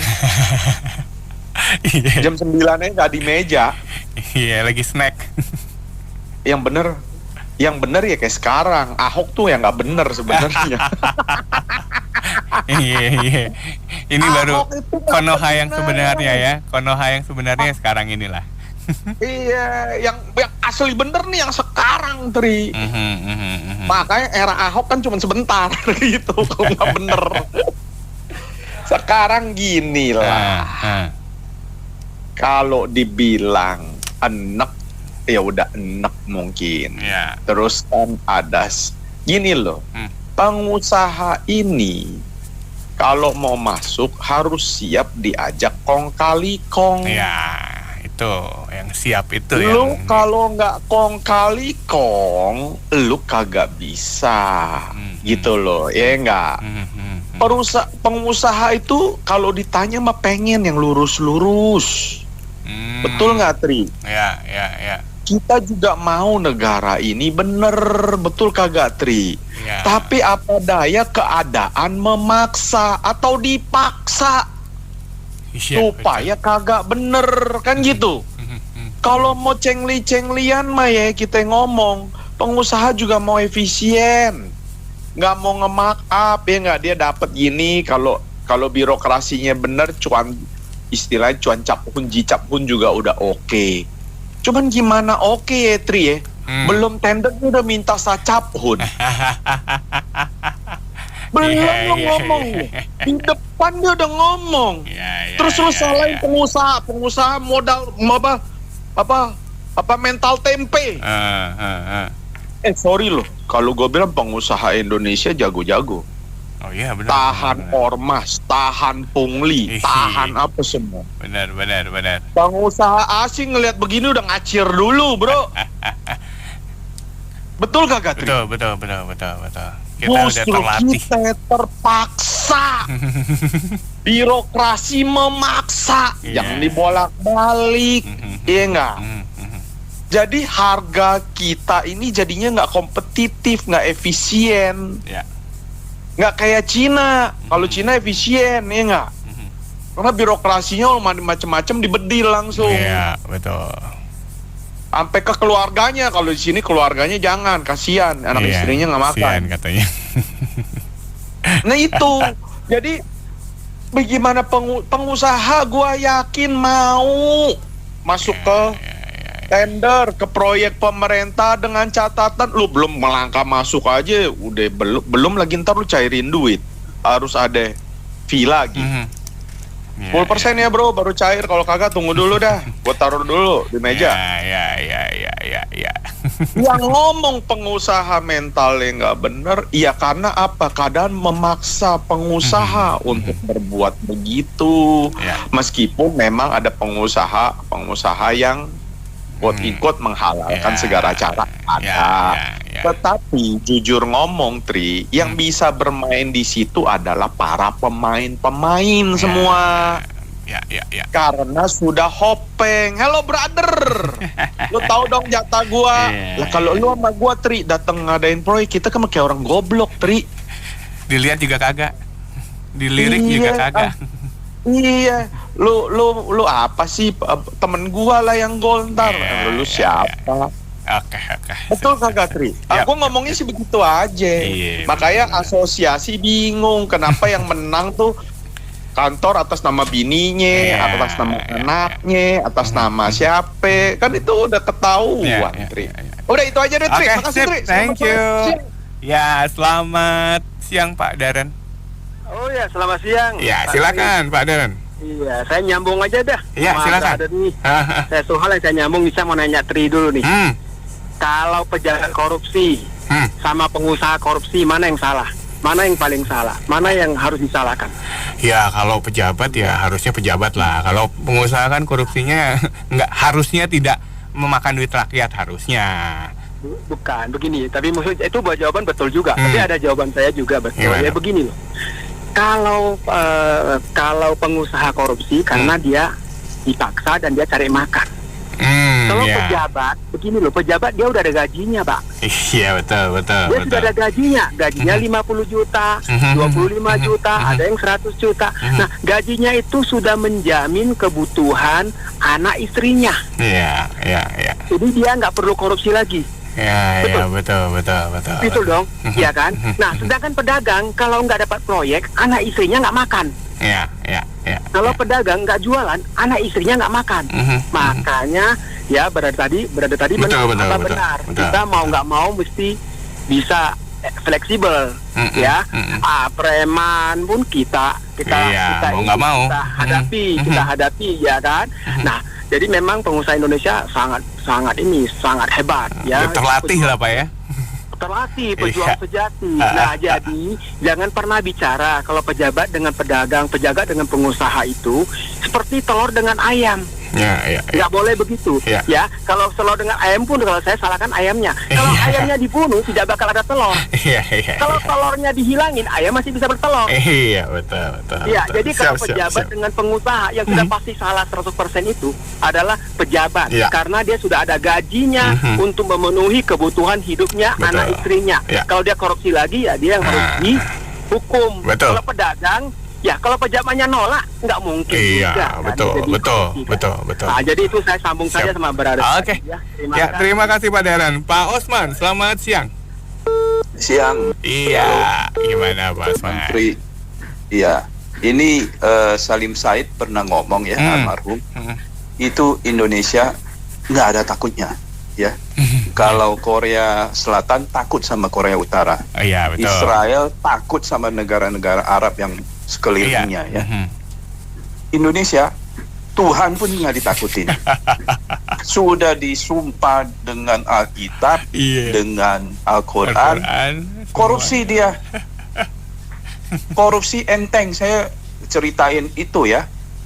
Jarof Rikar. Ya, mantan petugas loh ya, bukan petugas, pentolan itu. Bukan pentolan, itu betul. bisa kumpulin 1 T itu dari mana duitnya? Dia dari 2012 sampai 2022 itu berpraktek menjadi mediator pencari yang bermasalah hukum. Dia begitu aja bisa kumpulin hampir 1 T, 951 M dan 52 kilogram emas. Gara-gara 5 M yang dia terima dari kasus yang orang bunuh pacarnya itu, ya apa Tanur itu dia kena ketangkap dan dia apa pledoinya, dia bilang saya menyesal ya gara-gara 5 M ya ini saya tambahin gara-gara 5 M ketahuan 951 M kemudian saya minta maaf, saya menyesal katanya, saya lalai. Lalainya kok bisa 10 tahun lalai? Itu kesirap apa itu? Lalainya karena ketahuan Pak Osman. Ya ketahuan karena ketangkap, baru lalai, baru minta maaf. Dia. Iya, saya seharusnya menikmati masa pensiun saya dengan tenang. Loh, waktu lu terima duit lu nggak mikirin itu. Waktu terima duit enak toh. Kenapa sekarang baru ngomong minta kasihan? Jadi saya bilang ya, nanti ini kita lihat aja. Hukumannya paling ya 10 tahun lah ya. Ini kalau di Tiongkok itu ditembak mati. Pelurunya aja suruh keluarganya bayarin. Pelurunya dibayarin. Sini enak, seenak-enaknya. Jadi yang korupsi di sini, ini surganya di sini. Ya, bisa-bisa cuma disuruh kembaliin misalnya 5M lah, udah hapus semua. Nanti di dalam paling ya kalau hukumannya 10 tahun paling ya 5 tahun lebih lah ya, udah keluar. Masih terbuka lebar dia nikmati masa pensiun yang bahagia ya, sambil duduk di tepi danau, isap cerutu Kuba ya, sambil menikmati itu masa tuanya.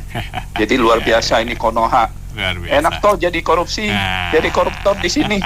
Ayo kita ramai-ramai korupsi. Makasih, selamat siang. Terima kasih, selamat siang Pak Osman. 6339160. Kalau masih ada yang mau telepon, mau mencurahkan pikiran Anda, hati Anda mengenai sebutan dari Menteri PU Dodi Hanggodo yang mengaku mendapat bisikan dari pengurus Kadin Indonesia bahwa pengusaha Indonesia tuh kapok ikut proyek infrastruktur dengan skema kerjasama dengan pemerintah. Tanpa menyebut alasannya sih, katanya nggak tahu kenapa. Itu katanya ngobrol sambil bercanda-bercanda, katanya pengusaha kapok. Padahal menurut Menteri PU, swasta ini memiliki peran penting dalam pembangunan infrastruktur di Indonesia. Nah, menurut Anda ini, tebak-tebakan Anda deh, atau Anda punya pengalaman, apa sih yang membuat pengusaha swasta ini kapok menggarap proyek infrastruktur yang skemanya adalah kerjasama dengan pemerintah, dan gimana mengatasinya? Silakan 6339160 atau WhatsApp call 0816924924. Pak Edi, selamat siang. Selamat siang, Bung Tri. Iya, silakan Pak. Iya, saya suka nih topik hari ini nih. Iya. Karena sesuai sama pengalaman hidup sehari-hari, Pak. Gimana nih Pak? Iya. Jadi gini, Bung, kita selalu ngomong ya kan, oh ya kita anti korupsi, ya kan kita anti money under the table, ya kan, dan lain-lain. Ini saya sambil nelfon nih, saya sekarang lagi di mobil lewat Tanah Abang nih, Bung. Dan ini semua orang bayar, Pak Oga bayar di tikungan buat motong jalan, itu kan korupsi ya. Iya. Korupsi kecil yang kalau gede-gede akhirnya mainnya miliaran. Iya, betul. Jadi tadi saya seneng sama satu bapak yang bilang kita tuh di Indonesia tuh nggak takut Tuhan, nggak takut sudah disumpah, ya kan? Kita tuh takutnya dibilang terlihat nggak beragama, terdengar nggak bertuhan, atau terkesan nggak bermoral. Itulah yang orang Indonesia takut. Ya kan? Kenapa kita takut sama terlihat nggak berakhlak? Jawabannya gampang, karena itu dipakai sebagai selimut untuk menutupi banyak kesalahan kita, termasuk yang salah satunya ya korupsi ini. Betul. Gitu. Jadi memang ini sudah menjadi apa ya, sudah berakar di budaya kita, ya kan? Ya. Bagaimana shortcut ini sudah menjadi hal yang lumrah. Jadi kebetulan aja saya juga ada nih teman-teman dari luar negeri yang mau investasi di Indonesia, ya kan? Lalu bro, di Indonesia gampang bikin toko, tinggal bayar begini bisa barang lewat, ya kan? Iya. Bisa dapat izin. Jadi kita tuh udah kesannya seperti itu. Iya. Benar. Yang memang disayangkan, ya kan? Ya, saya nggak akan ngomong banyak hal tentang kenapa pengusaha kapok, ya kan, untuk ngambil tender dan lain-lain. Saya cuma mau bilang ya, kalau kita mau lebih baik aja ya, maksudnya benar-benar budaya potong jalan pintas yang kita alami setiap hari ini nih, kayak mobil depan saya ini baru bayar Pak Oga. Itu mesti terima kasih. Iya, terima kasih Pak Edi.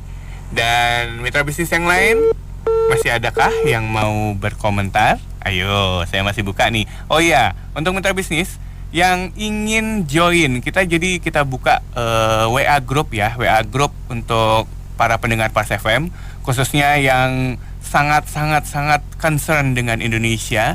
Itu ada WA group Businessman Opinion Pas FM. Anda yang mau join, silakan ketik join plus kota Anda, terus kirim ke 0816924924 atau ya langsung aja komen dulu di sini. Selamat siang Pak Han. Iya. Ya. Selamat siang Patri. Iya Pak Han, silakan Pak Han. Dong Patri, Ya. kalau WA grup jadi dibuat ya, jangan lupa saya di add Pak. Oh oke, siap, nanti di add Pak. Oke. Iya Patri. Iya. Patri, Ya. ini seru juga nih ya mengenai pengusaha ya. Pengusaha kapok Pak. Pada dasarnya mereka ikut bidding, menang, uangnya masuk ke kantor kan Pak ya? Iya. Untuk dari kantor, buat orang-orang kantor, bayar gaji dan segala macam. Lalu kalau misalkan dikasih ke satu lagi, pribadi Pak, menurut Bapak enaknya mana Pak kira-kira Pak? Kedua, kita buat kantor, lalu jangan lupa Pak, kita masih dipotong pajak toh Pak. Iya, betul. Masih buat negara juga kan Pak. Di situ. Dan juga profitnya, persentasenya kadang-kadang jauh lebih kecil daripada yang kita lempar keluar Pak. Iya, betul. Itu dia. Ya, saya harap ke depan mudah-mudahan ini dievaluasi lagi pola untuk bidding, untuk proyek-proyek pemerintah Pak. Iya. Demikian Patri. Baik, selamat sore.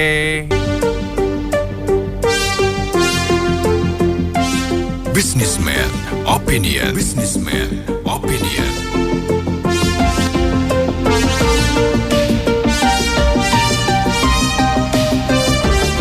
Businessman Opinion.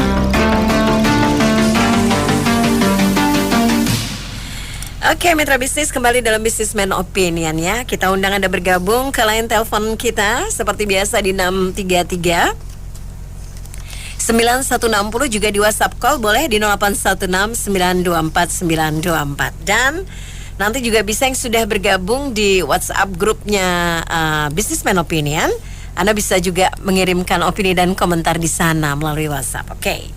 Menteri PU Dodi Hanggodo mengaku mendapatkan bisikan dari pengurus Kadin Indonesia bahwa pengusaha kapok ikut proyek infrastruktur dengan skema kerjasama dengan pemerintah tanpa menyebut alasannya.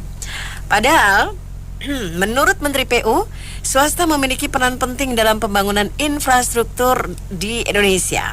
Nah, menurut Anda, Mitra Bisnis, apa sih yang membuat pengusaha swasta itu kapok menggarap proyek infrastruktur dengan skema kerjasama dengan pemerintah?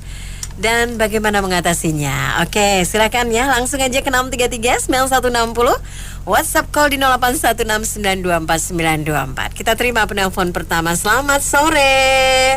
Selamat sore. Iya, dengan?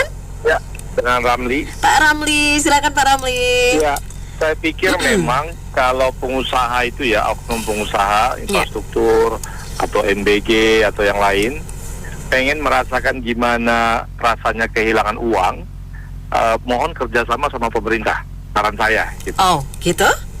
Iya, jadi bagaimana ya rasanya untung, mungkin pengusaha tahu, tapi gimana ya rasanya rugi gitu atau dipermainkan, ayo coba kerjasama. Memang tidak semua, tetapi sebagian besar rasanya oknum pemerintah itu memang seperti itu. Misalnya nanti pada saat surat penunjukan kerjasama keluar, minta bagian dengan dalih ya abangda, ayahanda, adinda dan sebagainya.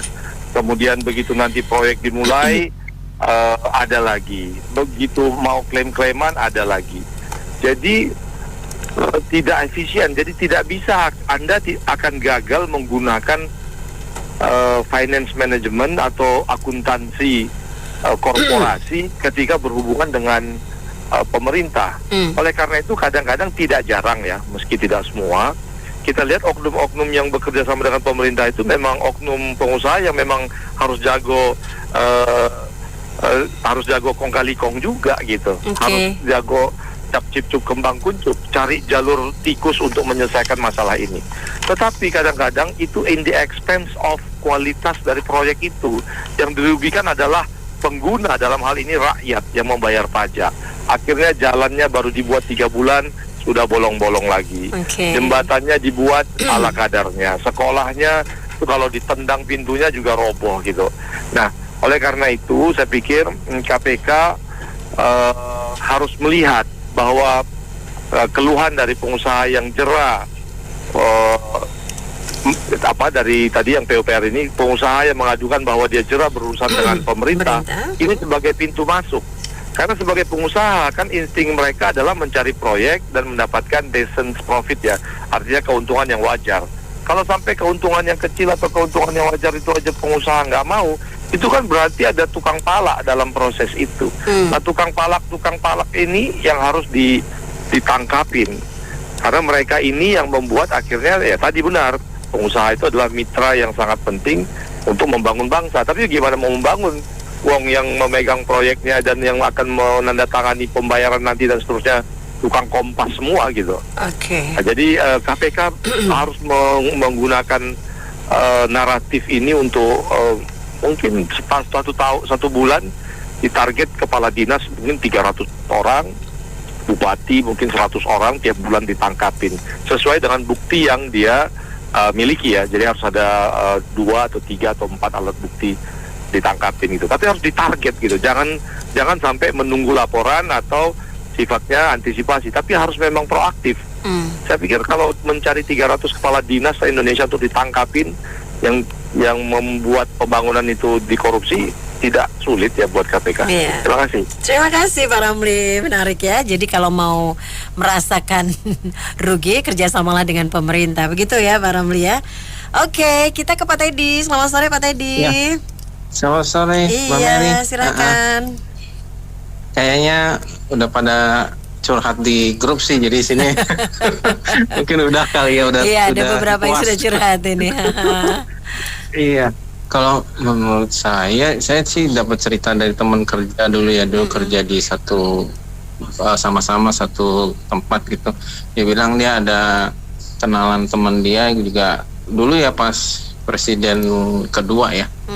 Itu kan kayak mobil ambulans, kan akhirnya udah jadi nggak dibayar, akhirnya bangkrut ya udah nggak ada modal, nggak bisa usaha lagi. Nah kalau misalnya mungkin dari sini kalau misalnya mau pakai semua duit ya, semua modal, apalagi kalau ngutang mendingan jangan gitu loh. Kalau resiko nggak bisa nggak dibayar itu ya kita sama sekali sangat ini ya nggak bisa bangkit lagi, susah gitu loh. Jadi menurut saya sih mau benar atau enggak ya kita harus hati-hati aja gitu aja. Jadi sama kayak Pak Ramli tadi ya, tidak dibayar gitu ya. Iya, cuma kan kalau misalnya kita masih ada modal gitu, kita nggak keluarin buat semua di situ kan masih bisa mending ya, bisa bangkit muter, kembali kan? ya. Iya, kan? Nah, kalau ini semua taruh di situ ternyata nggak bisa dibayar, mati lah. Apalagi ngutang. Aduh, gitu aja Mbak Mary. Baik Pak Teddy, Ya, terima kasih. Yuk yang lainnya silakan. Anda bisa juga bergabung di WhatsApp grup Businessman Opinion ke 0816924924 yang sudah jadi membernya ini silakan berikan komentar Anda juga di WhatsApp call ya, atau langsung telepon kita 6339160 WhatsApp call 0816924924. Pak Edwin. Selamat sore Pak Edwin. Selamat malam. Iya, silakan Pak. Bu Nena atau si Pak siapa itu yang biasanya suka nyiar di sini? Pak Beni ya. Iya. Ya, ini Pak Beni Kemana nanti dia? agak malaman sedikit dia. Oh, malam sedikit. Ya, agak lebih malam sedikit biar lebih hot malamnya nanti ya. Waduh, panas dia. Karena kan dia kan sangat bersemangat. Ini aja juga pembicaraan juga ini topik panas juga nih masalah Gitu katanya ya? investor itu ya. Betul, investor apa gitulah, swasta. Pak. Bu, begitulah Bu. Susah negara kita kalau mau menampung investor, mau mengajak investor invest negara kita. Iya. Lihat aja perizinan kita gimana. Atas bawah, atas bawah, atas bawah, atas bawah. Persulit dong. Iya. Ya kan? Nah, kedua, aku pernah dengar ini Mas Gibran Wapres. Dia pernah ngomong waktu di pidato. Kan ada yang pas debat Pilpres kan dia ngomong, sabar Pak, banyak Pak ya investor yang antri Pak. Apa kabar IKN? Udah gak dengar suaranya lagi. Ini IKN sekarang gimana? Mangkrak gak ini kayaknya nih? Nah itu. Ketiga, nah tadi pagi saya dengar penjelasan dari Kotoni. Kotoni ini memang orangnya tuh smart banget. Memang betul dia ngomongnya itu. Makanya susah kalau mau menggait investor ke dalam ke negara kita ini gitu. Nah, salah satu faktor juga nggak cuma masalah persuit perizinan sana sini, ormas. Nah, ormas ini nih, preman ini yang susah nih dibasmi ini. Kapan hari lihat di berita itu perusahaan mobil BYD mau bangun pabrik dijegal. Sekarang, nah ini apa lagi nih sekarang nih? Jadi makanya saya bilang susah lah kalau negara kita mau maju ini, malah di mana-mana pemalakan lah apa semua ya. Jadi ya gitulah, pusing lah gue bilang lah. Thank you. Thank you Pak Edwin. Yuk yang lainnya. Selamat sore. Mary. Hai. Hai Akong Kayangan. Akong Kayangan. Mary. Ya. Itu kata Menteri PU apa bisikan ya? Bisikan ya. Dapat bisikan katanya begitu. Gimana Akong? Bisikan ada 2 macam loh, bisikan setan sama bisikan dewa. Waduh, iya juga ya. Iya, kalau dewa enak, setan nggak enak. Tony udah kena sama PU katanya. Udah kapok sama ini pemborong. Tapi Tony yang paling enak pisang gepok digoreng gitu. Tony udah kapok Tony. Kalau dia dengar tadi komentar deh Tony tahu deh. Malah negara kita mah begitu Konoha gitu. Konoha negara Sancipa, negara Congtipo ya gitu. Jadi gitu deh, tunggu Tony aja komentar ya. Oke, nunggu Pak Tony nih ya. Oke. Thank you Akang Yansen. Ini Pak Gundolo, selamat sore Pak Gun. Halo, selamat sore Mas Benny. Mas Benny. Oke Pak Gundolo, gimana? Untuk si pemborong pemerintah tuh kayaknya memang udah dari zaman Bahola itu Mbak. Itu udah bukan rahasia lagi, udah dari semua sama-sama tahu. Kalau orang yang nekat ambil pemerintah sebenarnya dia ini karena dia udah nggak ada kerjaan lagi. Kalau istilah terpaksa, tapi karena udah nggak ada kerjaan Mbak, jadi ya udahlah daripada daripada nggak kerja rugi, biarlah yang penting balik modal kali gitu mungkin. Gitu ya. Ibaratnya orang jalan ya kan, daripada nganggur nggak ada kerjaan, anak buah kosong nganggur, udahlah yang penting balik modal sama-sama tercukupi gitu, walaupun ujung-ujungnya ya dibilang sakit hati sih, sangat hati banget Mbak. Oke. Ikut proyek pemerintah itu rumusnya itu 50-50. Jadi 100% nilai kontrak ya kan. Itu pasti untuk orang dalam lah. Orang dalam itu macam-macam Mbak, ada di orang pemerintahan, ada di perantaranya, ada di makelar, calo apa segala macam. Nah yang itu untuk pelaksanaan di lapangan. Dari 50 pun ntar nggak 50 semua dipakai buat material. Ada lagi nanti ada preman kampung, preman berseragam, macam-macam. Ntar dari nilai kontrak 100% mungkin 30% akhirnya dipakai untuk benar-benar membangun bangunan tersebut gitu Pak. Jadi kalau yang tadinya di spek kualitasnya nomor 1, tapi begitu nyampe di lapangan dan disebut ternyata nomor 4, nomor 4,5 atau mungkin nomor 5 mungkin. Jadi kayak itu Mbak tanggul laut di pesisir yang daerah Jawa Tengah ya, Cirebon ya. Itu waktu masih zamannya Pak Ganjar, tapi sekarang coba lihat deh di berita itu, di TV, di YouTube udah pada hancur itu. Padahal itu kan tanggul gitu yang diperkirakan minimal tuh 30 tahun ketahanan itu minimal 30 tahun, tapi baru berjalan nggak sampai 5 tahun sudah hancur gitu. Jadi bahwa itu proyeknya ya pasti proyek pemerintah gitu. Jadi kalau mau pemerintah ya coba itu aja lah, ganti Pak Ahok suruh memimpin negeri gitu Pak. Itu aja pesan saya. Thank you Pak Gundolo. Pak Tony, selamat malam. Wah, saya ngomong sama Mary selamat malam akhirnya. Kenapa emangnya? Biasa selamat siang. Oh, biasa selamat siang ya. Oh iya ya. Biasanya Benny ya. Iya, biasanya Benny yang nyaut ya. Iya, enggak, kalau jam segini Anto. Anto ya, udah Anto ya jam segini ya. Anto, makanya saya cewek ya suaranya jam segini. Biasanya kan laki gitu. Iya, nggak apa-apa lah, sekali-sekali ya. Iya, sekali-sekali lah ya. Oke, silakan Pak Tony, gimana komentar Anda Pak Ton? Gimana nggak kapok, Mer? Iya. Oh, nggak dibayar? Nggak dibayar ya. Sekarang gini, kita ngomong infrastruktur ya. Tadi topiknya infrastruktur kan ya, PU ya. Iya. namanya infrastruktur, kontrak kerjasama. Clear ya di situ ya, bukan yang lain-lain. Kita ngomongin infrastruktur, kontrak kerjasama. Berarti yang ada terjadi, nagihnya susah, belum tentu dibayar. Kalau Anda bukan pemain. Pemain itu artinya yang mereka kenal. Karena kalau yang mereka kenal udah tahu fee-nya, kalau orang baru tuh nggak tahu fee-nya. Ya nggak? Jadi udah keluar duit, di depan semuanya keluar, ujung-ujungnya kalau dibayar syukur alhamdulillah, nggak dibayar sedekahin saja. Habis itu seremonial nanti, sudah jadi jalan, begini.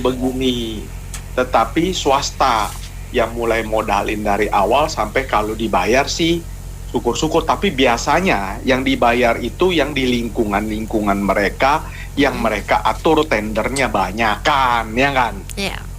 Kalau Anda yang tidak biasa bermain dan mau coba, saran saya lihatlah contoh MBG, ya nggak? Yang agak dibayar. Kan banyak tuh kasusnya. Zaman sekarang enak Mer, bisa viral. Zaman dulu kagak bisa viral, betul nggak Mer? Iya benar. Yang ada Anda harus banyak berzikir, berdoa kepada Tuhan supaya dibayar. Kalau yang dibilang, saya akui pengusaha kita tuh hebat, ngadepin ormas iya, betul nggak? Ngadepin preman iya, ngadepin pungli iya, ujungnya ngadepin begini kan gitu ya Mer ya.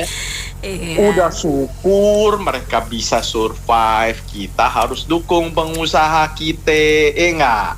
Kalau pengusaha asing ngedengar begini, 3 langkah jadi 1 langkah larinya, saking cepet, Mer, ngerti nggak Mer? Ngibrit gitu ya Pak Tony ya.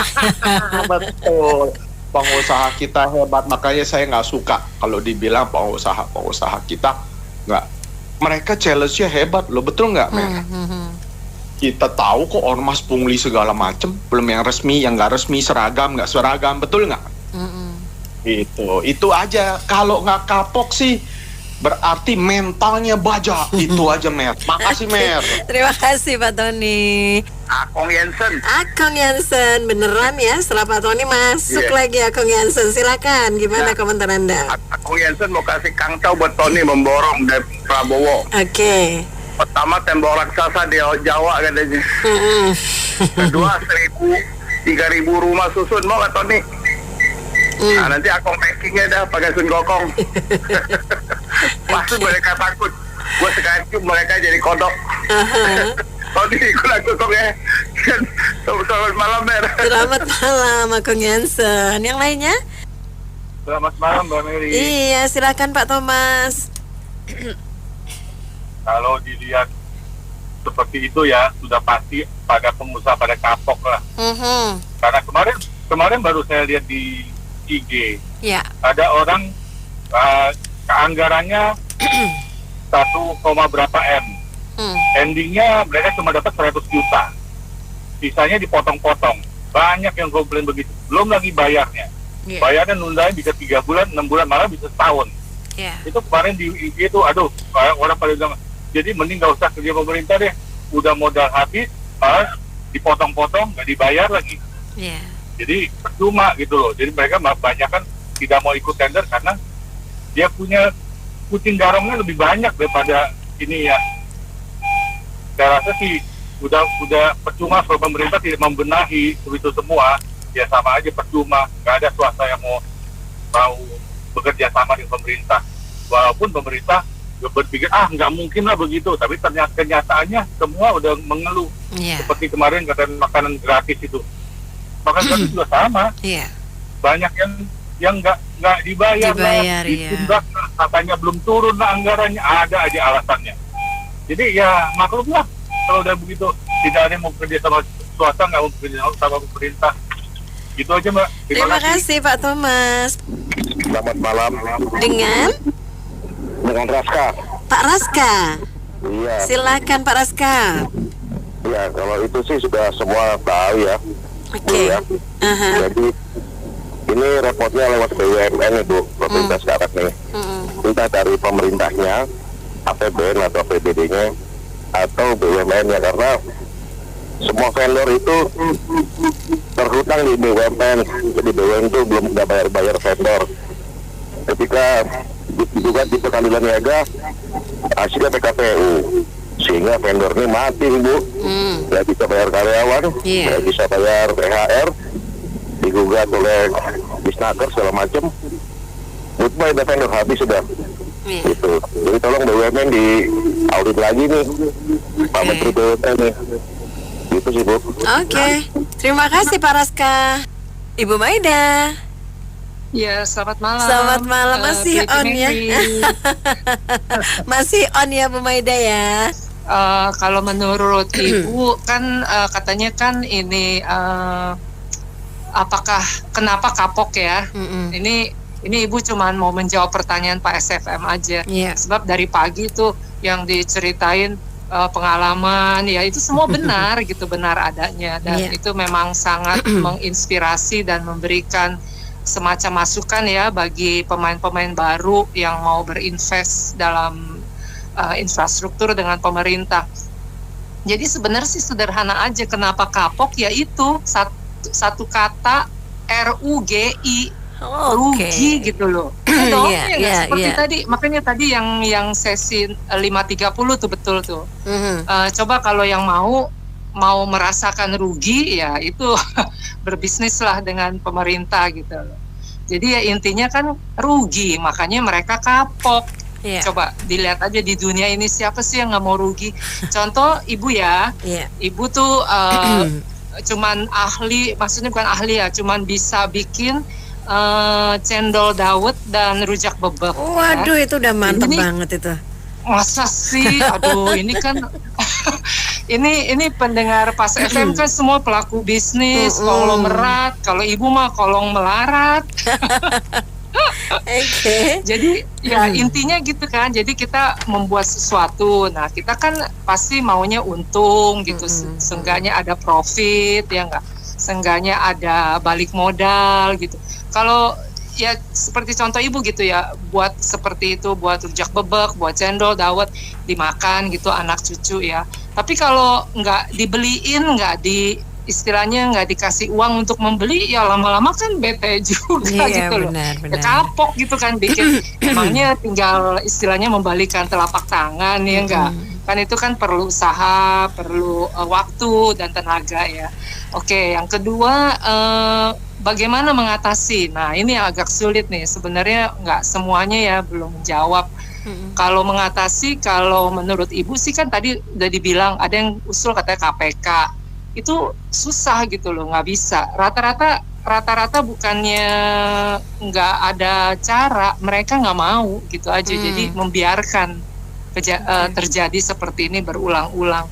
Ya mungkin salah satunya yang paling bisa dilakukan ya sebagai pengusaha ya, kalau bermitra, jadi itu surat, semua dokumen perjanjian ya harus istilahnya berkekuatan hukum ya. Tapi kan kembali lagi kita kan berdealing dengan pemerintah yang bisa merubah gitu. Jadi satu-satunya cara ya menghindar saja ya, ujung-ujungnya tidak ada investor gitu loh. Jadi mungkin ya dengan cara itu pemerintah baru ngeh atau sadar bahwa oh iya ini investor nih istilahnya pemain swasta gitu kan, menghindar terus ya nanti mereka cobalah mungkin akan lebih istilahnya lebih teratur, lebih terintegrasi, hukumnya ditegakkan gitulah, nak merek. Ya itu saja ya. Terima kasih Bu Maida. Selamat malam. Oke, masih ada waktu yang lainnya, silakan 6339160. Penelpon berikutnya Pas FM. Selamat malam.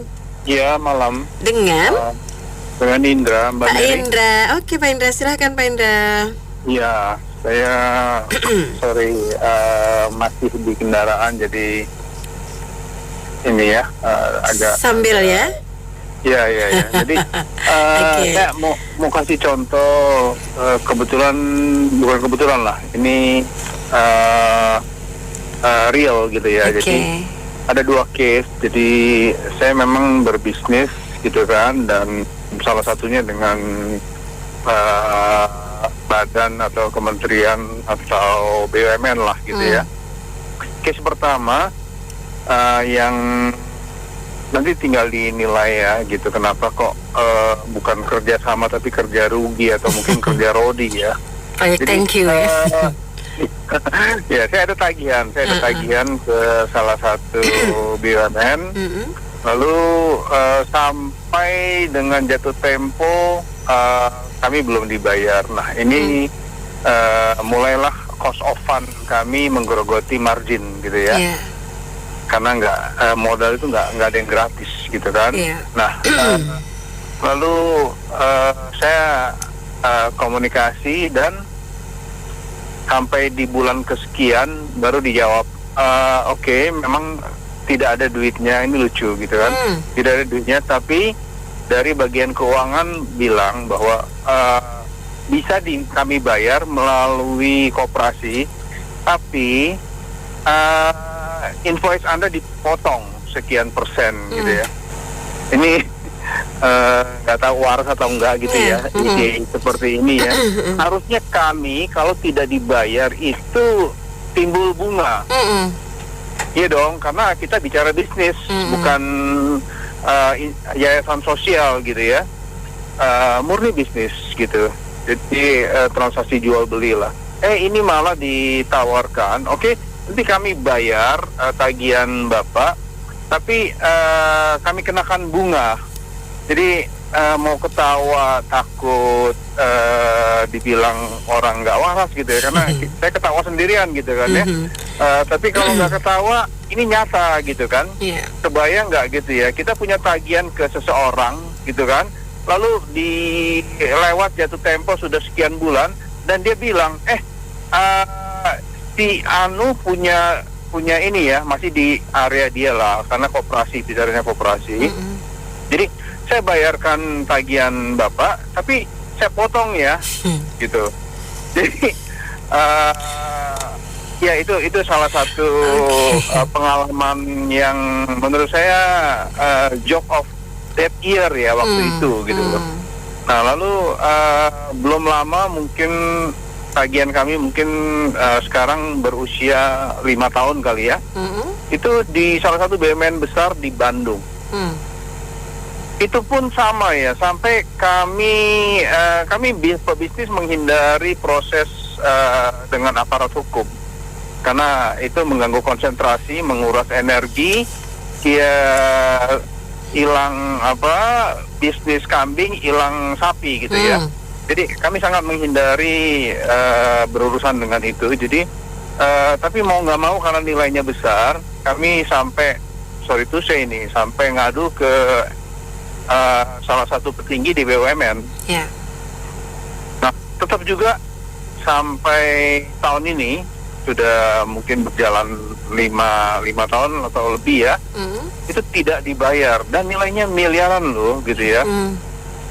Jadi